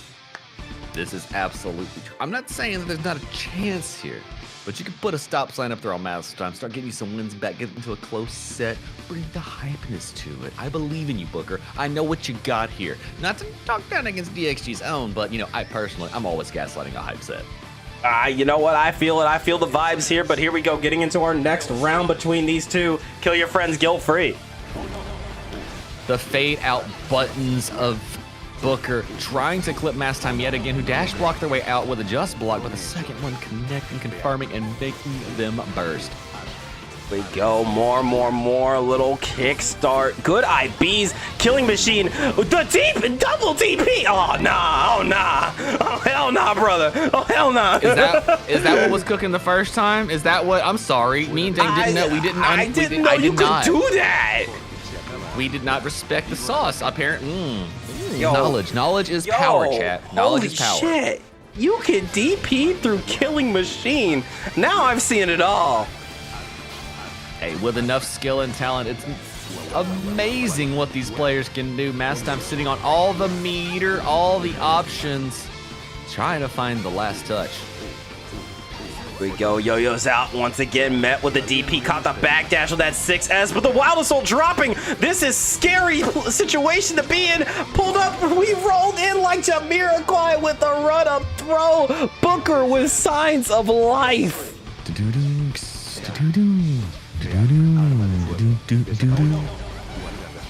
Oh, with the burst too, coming quick with it. Collisions in the sky, DP right back at ya.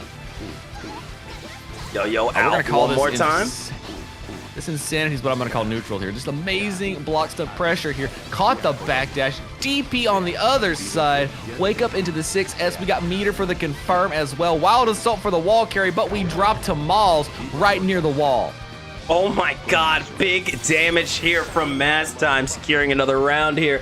That was just hard to catch. You could really see Booker trying to like play a distance game. Yeah, Mass Time's not having it.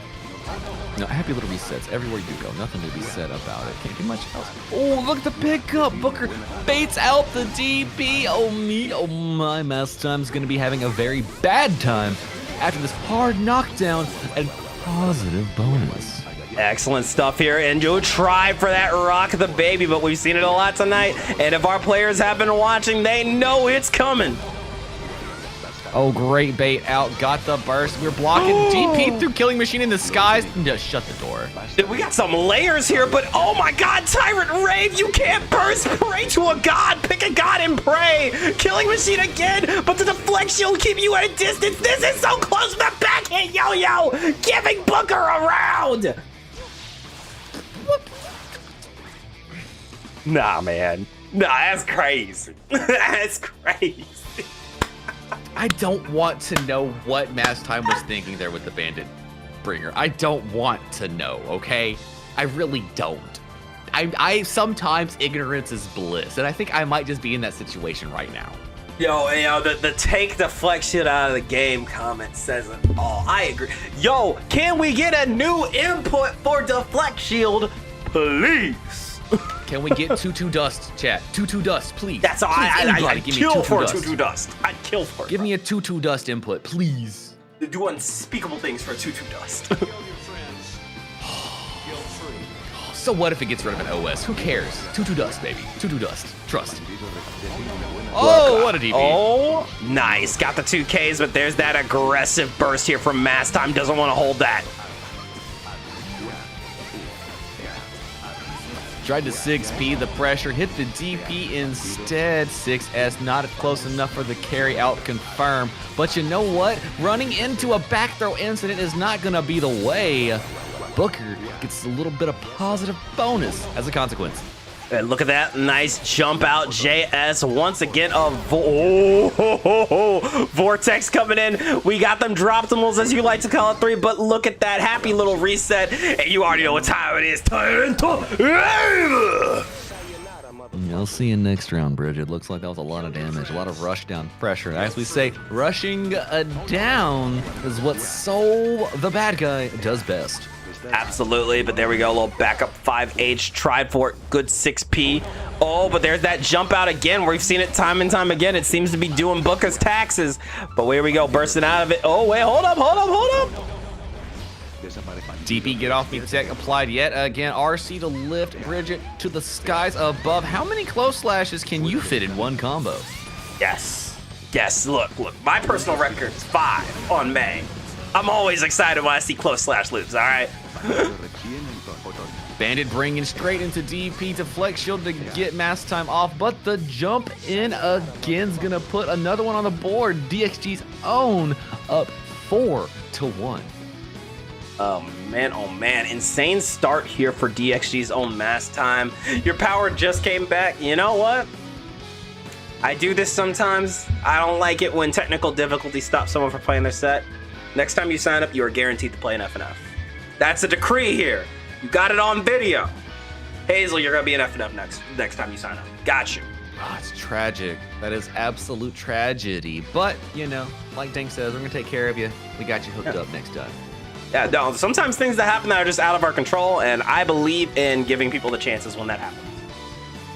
Now, is that what happened, or did Mass Time go cut their power? Do we really know? Oh, real question here. Was it an inside job? Who's to say? Did Dank Gang own secretly sabotage your power company? We can't prove or deny these allegations. There's just not enough info. It's all redacted. I don't know what to do about it. Oh, unfortunate. Ducked under the yo-yo. Look at these 6Ps trying to make sure nothing happens here. There you go. Oh, another DP. And the 6S to catch the backdash. You very good stuff here, but a DP right out. Said, dude, nobody wants to hold that O key, and I fucks with it. Okay, well, I don't believe in that. I've never heard of this. I don't speak Japanese, Tank. What do you mean? Pulling up kickstart again. Drops the combo, but that DP's coming out again, bro. We knocked down. Best believe I'm waking up with some violence. Pulling up, tried for it, but that 2K is gonna work out here for Booker. Beautiful stuff. Create a little bit of space. Hit big buttons. Do big things. And as mentioned, shimmy out the DP. Put mask time through the wall. Get you a little positive bonus for the troubles. Oh, and look at, I respect the hell out of a confident ass 6P like that. Great move. Killing Machine coming out. Yo-Yo out. Another one for your troubles, but this one's not gonna hit its mark. Hold on. Oh, shimmy, neutron, boy. Genius out here.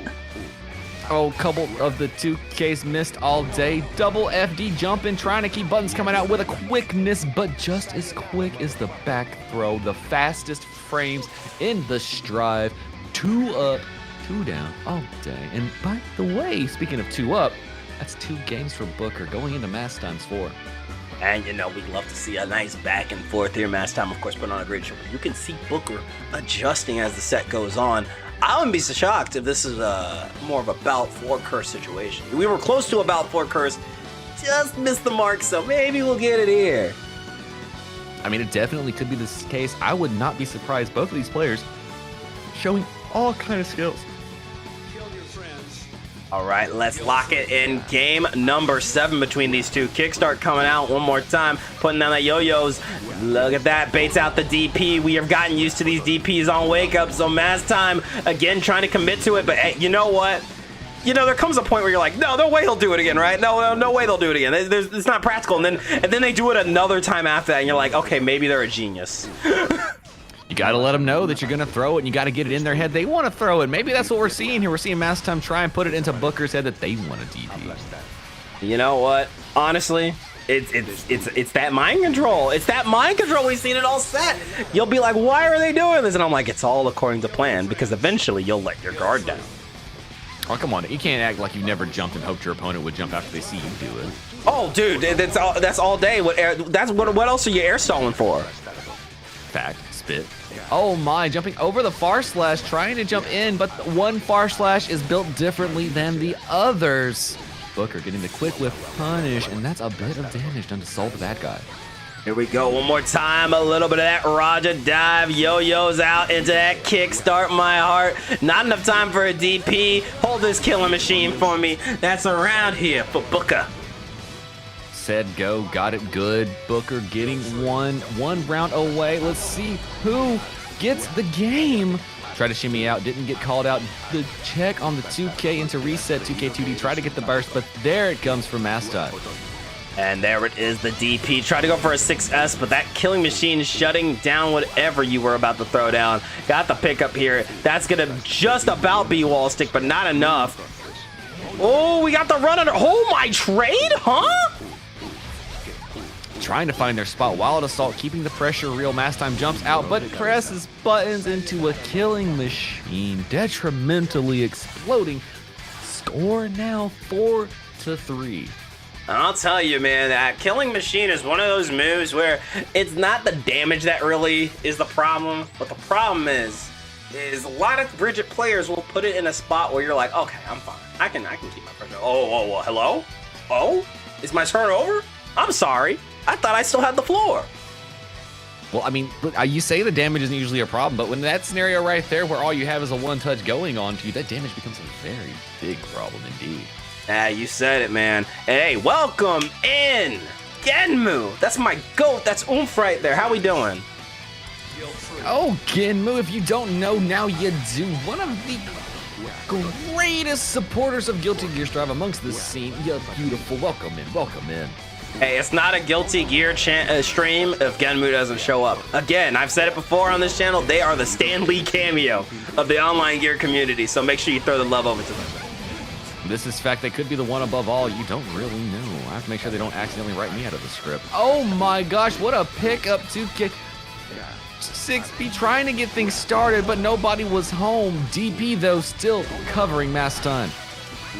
Oh my god, and look at that. The yo-yo's out again here. Mastime starting to get forced to a wall. We might see a tie game here.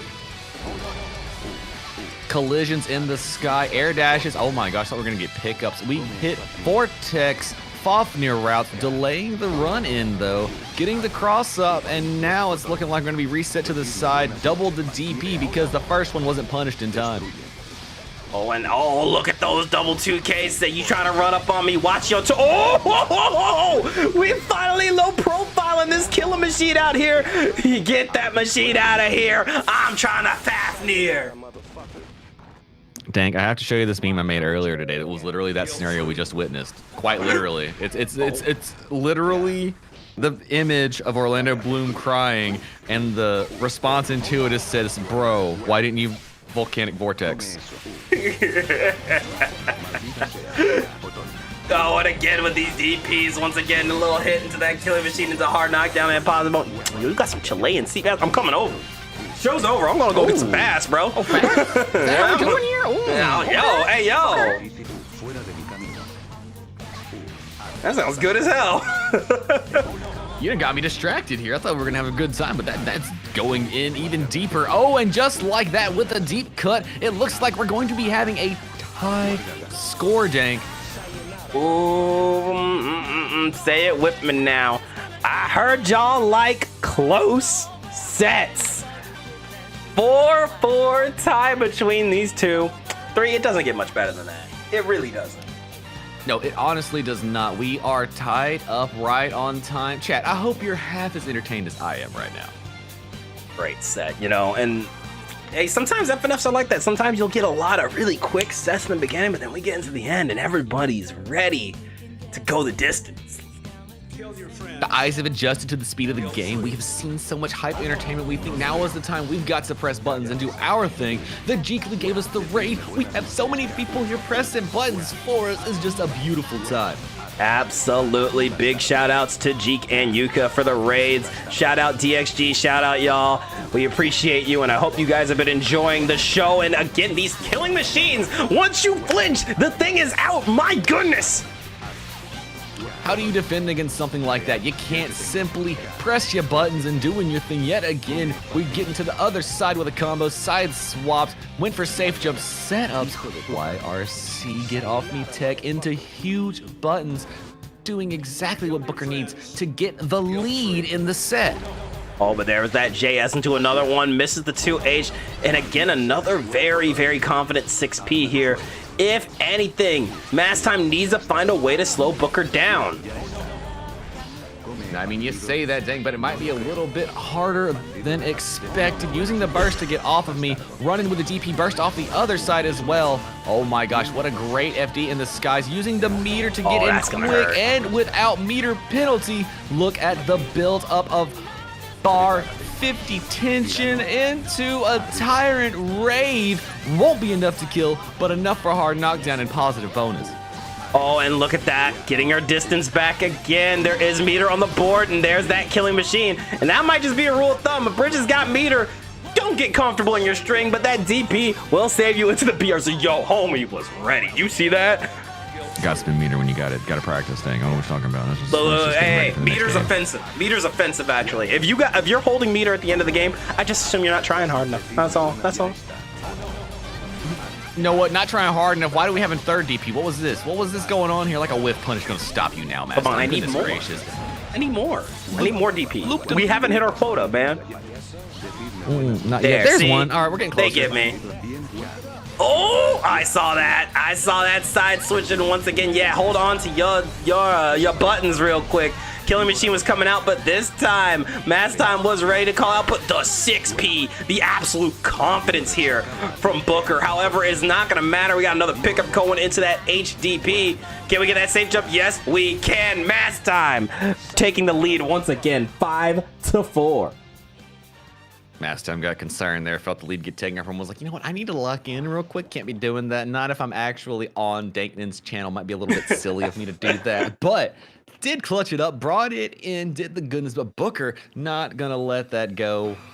I can sense the scrap up and lock in real quick. Oh, I can feel it. Like, I felt that last round where Mass Time was like, wait a minute, I'm so, let me just kill you. What if I just did the bad guy thing? Like don't forget, you're so bad guy. You can kill them with the wind. Did they used to put me on the box? They used to put me on the box, didn't they? Like, oh yeah, I am the main character. Yeah, look at that immediate running. The DP, big boy damage, big meaty claws out of that DP. Give me that Tyrant Rave. You're dead to rights. No, never mind. I'm sorry. Those two guts working overtime, but that run up with the 4-framer will get the kill here. Someone has waken up. We are not asleep at the wheel. Let's keep the violence going. Well, if your character's not dead to rights, your mental is dead to rights after that. At least mine would be. I'm just being honest about it. Yeah, no, you sit there, you taking like an 80%, 90% combo. You were gonna be thinking about it for a second. And nah, we did not see double vortex. This man's gotta be stopped. This looks like what Ryu wishes they could do. Like, Akuma's like, you know what? So Bad Guy's pretty saucy. I gotta be honest about it. Oh, and there we are once again. Killing Machine, DP out. Oh, no, Bandit Revolver. Or Bandit Bringer, excuse me. Got the 4-framer one more time with that Bandit Bringer. And look at that pickup. DXG's own Mass Time sending you through the wall with another wild assault, taking the lead 6-4. That's an MB after my own heart. Yo, Mass Time is going crazy. That's fact. I heard you, Dank, said meter is offensive. I will spend it every time, Captain. Every time if we need to. I need that meter gone. Gone. I don't want to see no meter. Burst, gone. Tension, gone. Life bar, gone. The way I see it, if you're dying with resources in hand that aren't burst because someone's trying to bait the fuck out of you, you ain't trying hard. If you're a Nago and you're not winning every single game off of burst combos, pop combos, what are you doing? What are you really trying to do? Okay, actually, I unironically have a bone to pick with Nago players. I want to see more home run combos, all right? If y'all are going to do that, use the funny blood super. I missed that shit. I need to hear ping in my life. I need the Nest sound effect from the old Smash Bros. Every time I see Nago pop super. Please. Look, man, I practice the Wii Sports home run, and every time I commentate Nago and I see a blood pop, they don't fucking do it, and it makes me so mad. I literally hear my whole brain take me back to like being on the N64. Game. See, I hear that ping, and all I think is my Persona 4 Rita days, bro. Look, Junpei has done irreparable damage to my mental. That's a different loop of pain. That's a Different loop of pain. The ting, ting, ting, ting, ting, ting, ting, ting. Like, into victory God, cry, it's different. into, oh wow, stop it. this is over, huh? Wait, make me want somebody to bring up Shadow Lupus at me, please. Anybody? Oh my god. Oh, and yo, we tried to DP through Killing Machine. Not gonna work out this time, but you know what? You're up 2 games. Gamble. I love gambling. Let's go with it. Why not? DP from the skies, press buttons, do your thing yet again. Huge connection. Booker wanting to steal a game, get it a little bit closer than it has been. Oh no. Oh, the No, clash no. right there. And another Killing Can't do Machine the- to check these jump-ins. Hold on, rolling in. Look at this, look at this. All that pressure, yo-yo out, but there's the vortex. There we go. Aerial Vipers went for safe jumps, got the connection, hit him on the wall one more time for safe jumps. Double hit overhead. Gapped out. We do YRC. Get off me tech is applied. Mass time smartly waiting out. Bandit bring in. That's going to be enough for a Droptimal. Oh, but the DP right after to save you. Some say that may be planned. I saw a drop for sure, but you know what? We're all gravy. Burst on the table for mass time, and we're going to use that to go ahead and DP you 2 times on Wake Up. Let's do it. Burst to put Booker against the wall. Trying to find their place to play the game. Saw Yo-Yo, started playing immediately afterwards. We spaced out the Roger fall. Oh, things are looking pretty drastic. A little hard knockdown. Positive bonus. Tyrant Rev. Once again, going for that jump and baits out that gold burst, but oh, look at that 5P on the wall, on the side switch. Not gonna save you here. Bandit Bringer into the classic DP will get the kill. That is a 7-4 lead here for mass time, and I gotta tell you, so far we've seen such a great back and forth, but this is around the point where we start to see like a 7-4 lead. That can be pretty devastating, but I wouldn't count Booker out yet. We've seen so many good call outs from Booker. We've seen so many out of nowhere killing machines. We've seen a lot of surprise moves here, but I wonder what we need to see change up here, because it really did feel like for the first half of the set we were playing at Booker's pace, but now we are definitely locked into mass time space.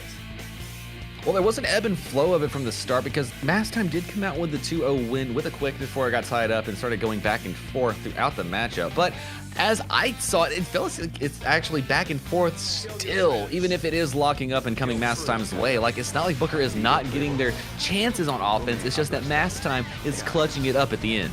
Absolutely. There's something to be said about this level of aggression we've seen here from Mass Time, really trying to make it feel like there isn't really an option. And that's what you got to do as a Soul player. You want to overwhelm your player. You want them to feel hopeless. That being said, look at that damage. Oh, quick hit yet again. No way to escape. And 6H, the 9 framer, doing what it does best. Here we go, starting with the DP. Yo-Yo out, and another DP just for good measure. Said, you know, I got those. Aerial setup. Oh my gosh, that was the most Kara of gun flames I have seen in my entire life. Here we go. Look at that corner pressure. Loop to loop and pull. Your shoes are looking cool with that hard knockdown and positive bonus. I assume we're going to go in for a run up 2S. I thought we were going to see a safe jump. Baits out that DP. And one more time, the snowball. Loop to loop. Not enough to kill here. This is a guess for round scenario.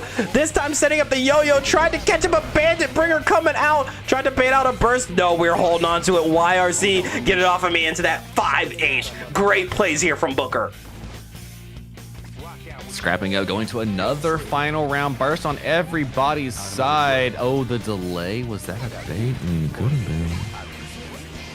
The bit. Oh, look at that nice DP. Pulling up with a wild assault into another DP. That will secure the stick, and you know what time it is, 3. That Tyrant Rave is hitting. Oh, look at this positive bonus and hard knockdown safe jump setup coming. But Booker was ready for the back throw incident. Oh, the DP's nobody home on that one. The charge up was prepared, but the next DP working out in their favor. And there we go. Yo-Yo out again. Good spacing. Went in. Tried to go for it. Yo-Yo's out. Roll, but met with the DP6 as pick it up. Doesn't get the full combo. Jumping out of the way. What a punish here. Oh, we got a little too silly. You know what? I love a good charged dust, but I am not charged dusting. So bad guy right now. I'm gonna keep it a buck. That's what I like to call interaction day.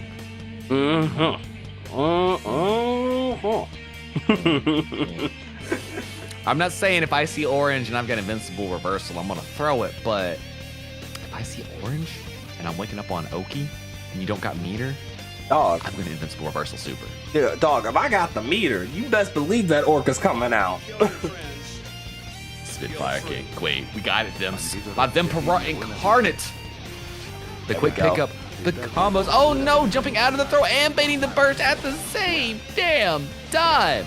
Love that here for Booker, going for that burst, wants to keep the pressure going, try to keep their distance, but oh, Vortex striking again, got the pickup with that DP into the wall stick. There's the 2H to break the wall. We got some more positive bonus. And there we go. A little more killing machine out. Got that pickup one more time. Kickstart. Look to ban out a DP. I don't know if Rock the Baby was intentional, but it sure did give you the space you needed. But however, another DP coming out, throwing out the yo-yo again. Nice little JH here. Baits out the DP, baits it out another time. And how many baits can you put in one round? Yes, Dank. The answer is yes. And with it, getting another round, Mouse Time did just enough DPs, at least in our opinions. It's just enough. A little 5P there to check that side switch. Beautiful 6P on the Bandit Bringer, jumping out of the way, and one more time, a little kickstart into the wall stick with the booty bump. That's gonna be positive. Trying to jump in, jumps in yet again over big buttons on the screen. Bandit bring in, Bandit broad, YRC baited Mask Time doing big damage. Oh, and we're throwing off that headband dragon install HMC. Bro, that's Super's ass. What do you mean that didn't kill? I mean, you said it. You said it. That super ass. Look. I know that combo was long as hell. That was 100 meters. That was 100 tension dollars, okay? Scaling. That should kill. Scaling. All I'm saying. Look, I hear you. I just because I understand why doesn't mean I agree. Well, here's my philosophy, right? If it pulls off the wall, it should at least do wall break damage, right? Right. I'm just saying. Like either wall break or kill. Don't need to do both. Just do one. Oh, the 5P checks a neutral, trying to get it done with a quickness, and the DP will get big buttons off of Mass Time. The just block thinking they had their chance to play the turn, but instead it's another DP through setups on Wake Up. Oh, double the DP this time because the first one felt. Oh, yep, there we go. Triple it right through the killing machine. We are locked and loaded, dang. You know, Mass Time here is a testament to the old saying: if first it doesn't work, you try it again, and if it doesn't work, then you try it again, and if it still isn't working, you do it again. Look, they only call it insanity if it is not on my toolkit.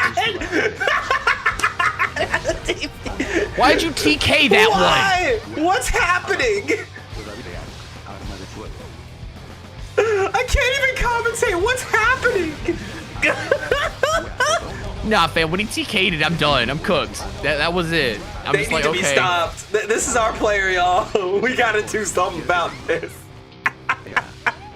The DP not hitting, but that last DP will get the kill. Mass Time taking it 10-4. Was that enough DPs for y'all, chat? Was that truly enough? If you needed one in your life, I think Master Time might have a couple spare. They've fallen out of his pockets at this point. I mean, they showing you what the Dank Gang is all about. I'll tell you what, if you think you want to be in the Dank Gang too, we got some applications out there on the internet. Just go find one and sign up if you want to be in here. We're going to give you an interview real quick.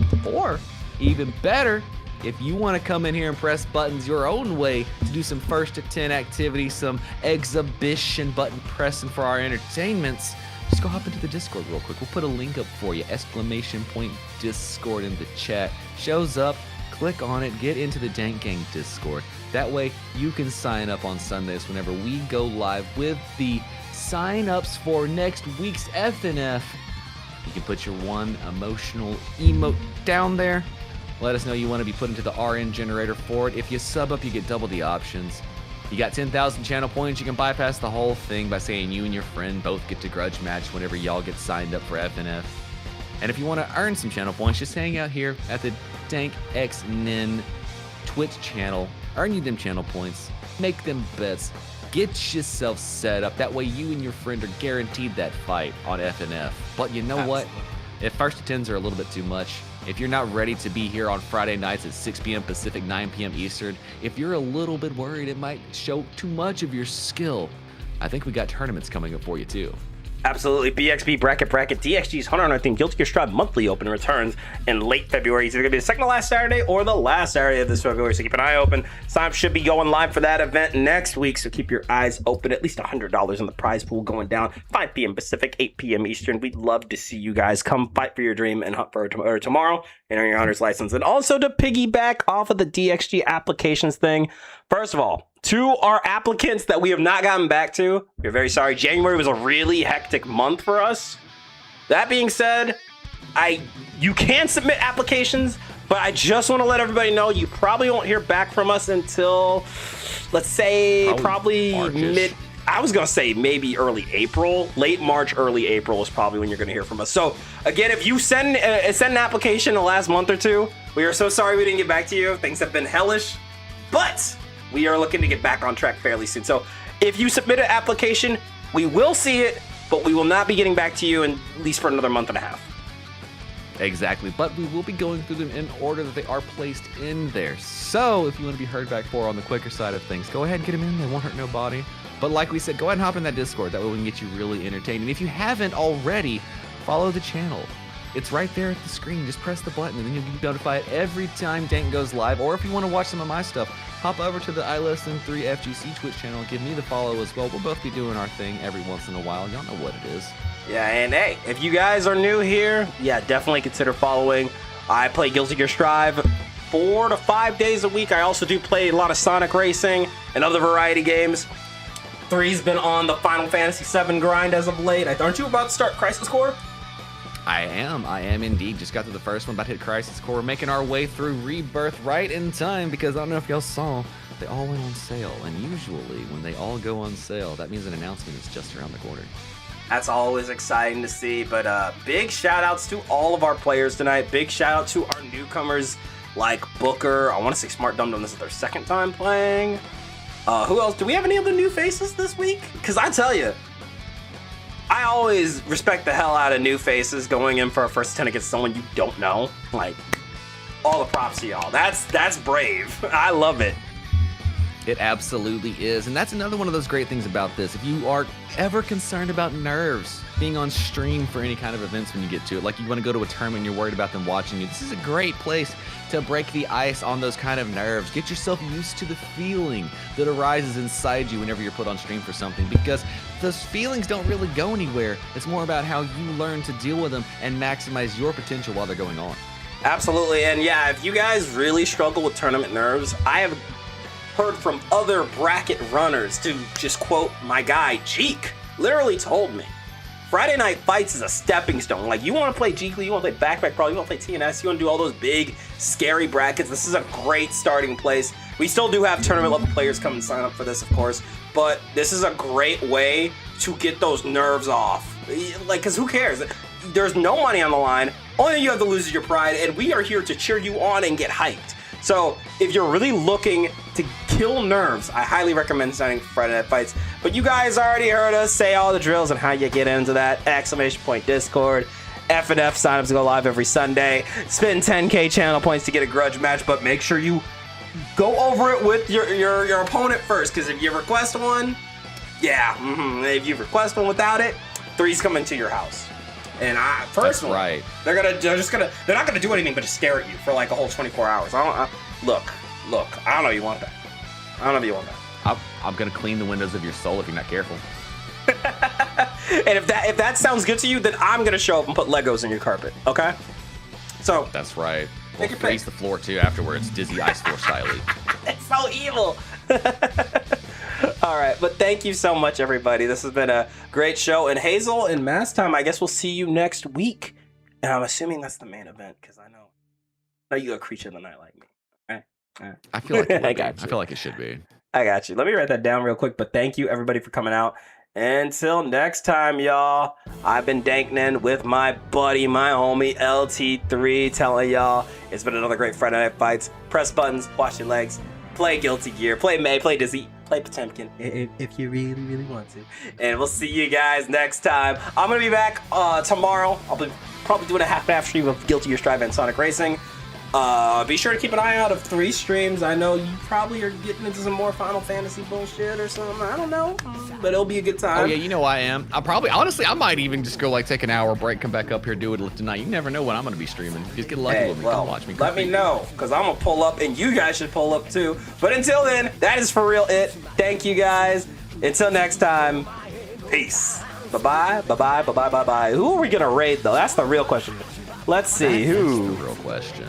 We got a fat raid. Who are we gonna throw it to, man? Who we gonna throw it to? Let me see. Oh, yo, my homie Mizu is streaming. So go spam some Kritura emotes. Go give them your love. They're grinding Kai to Celestial or to Vanquisher. So go give them some support. But that's it. Until next time.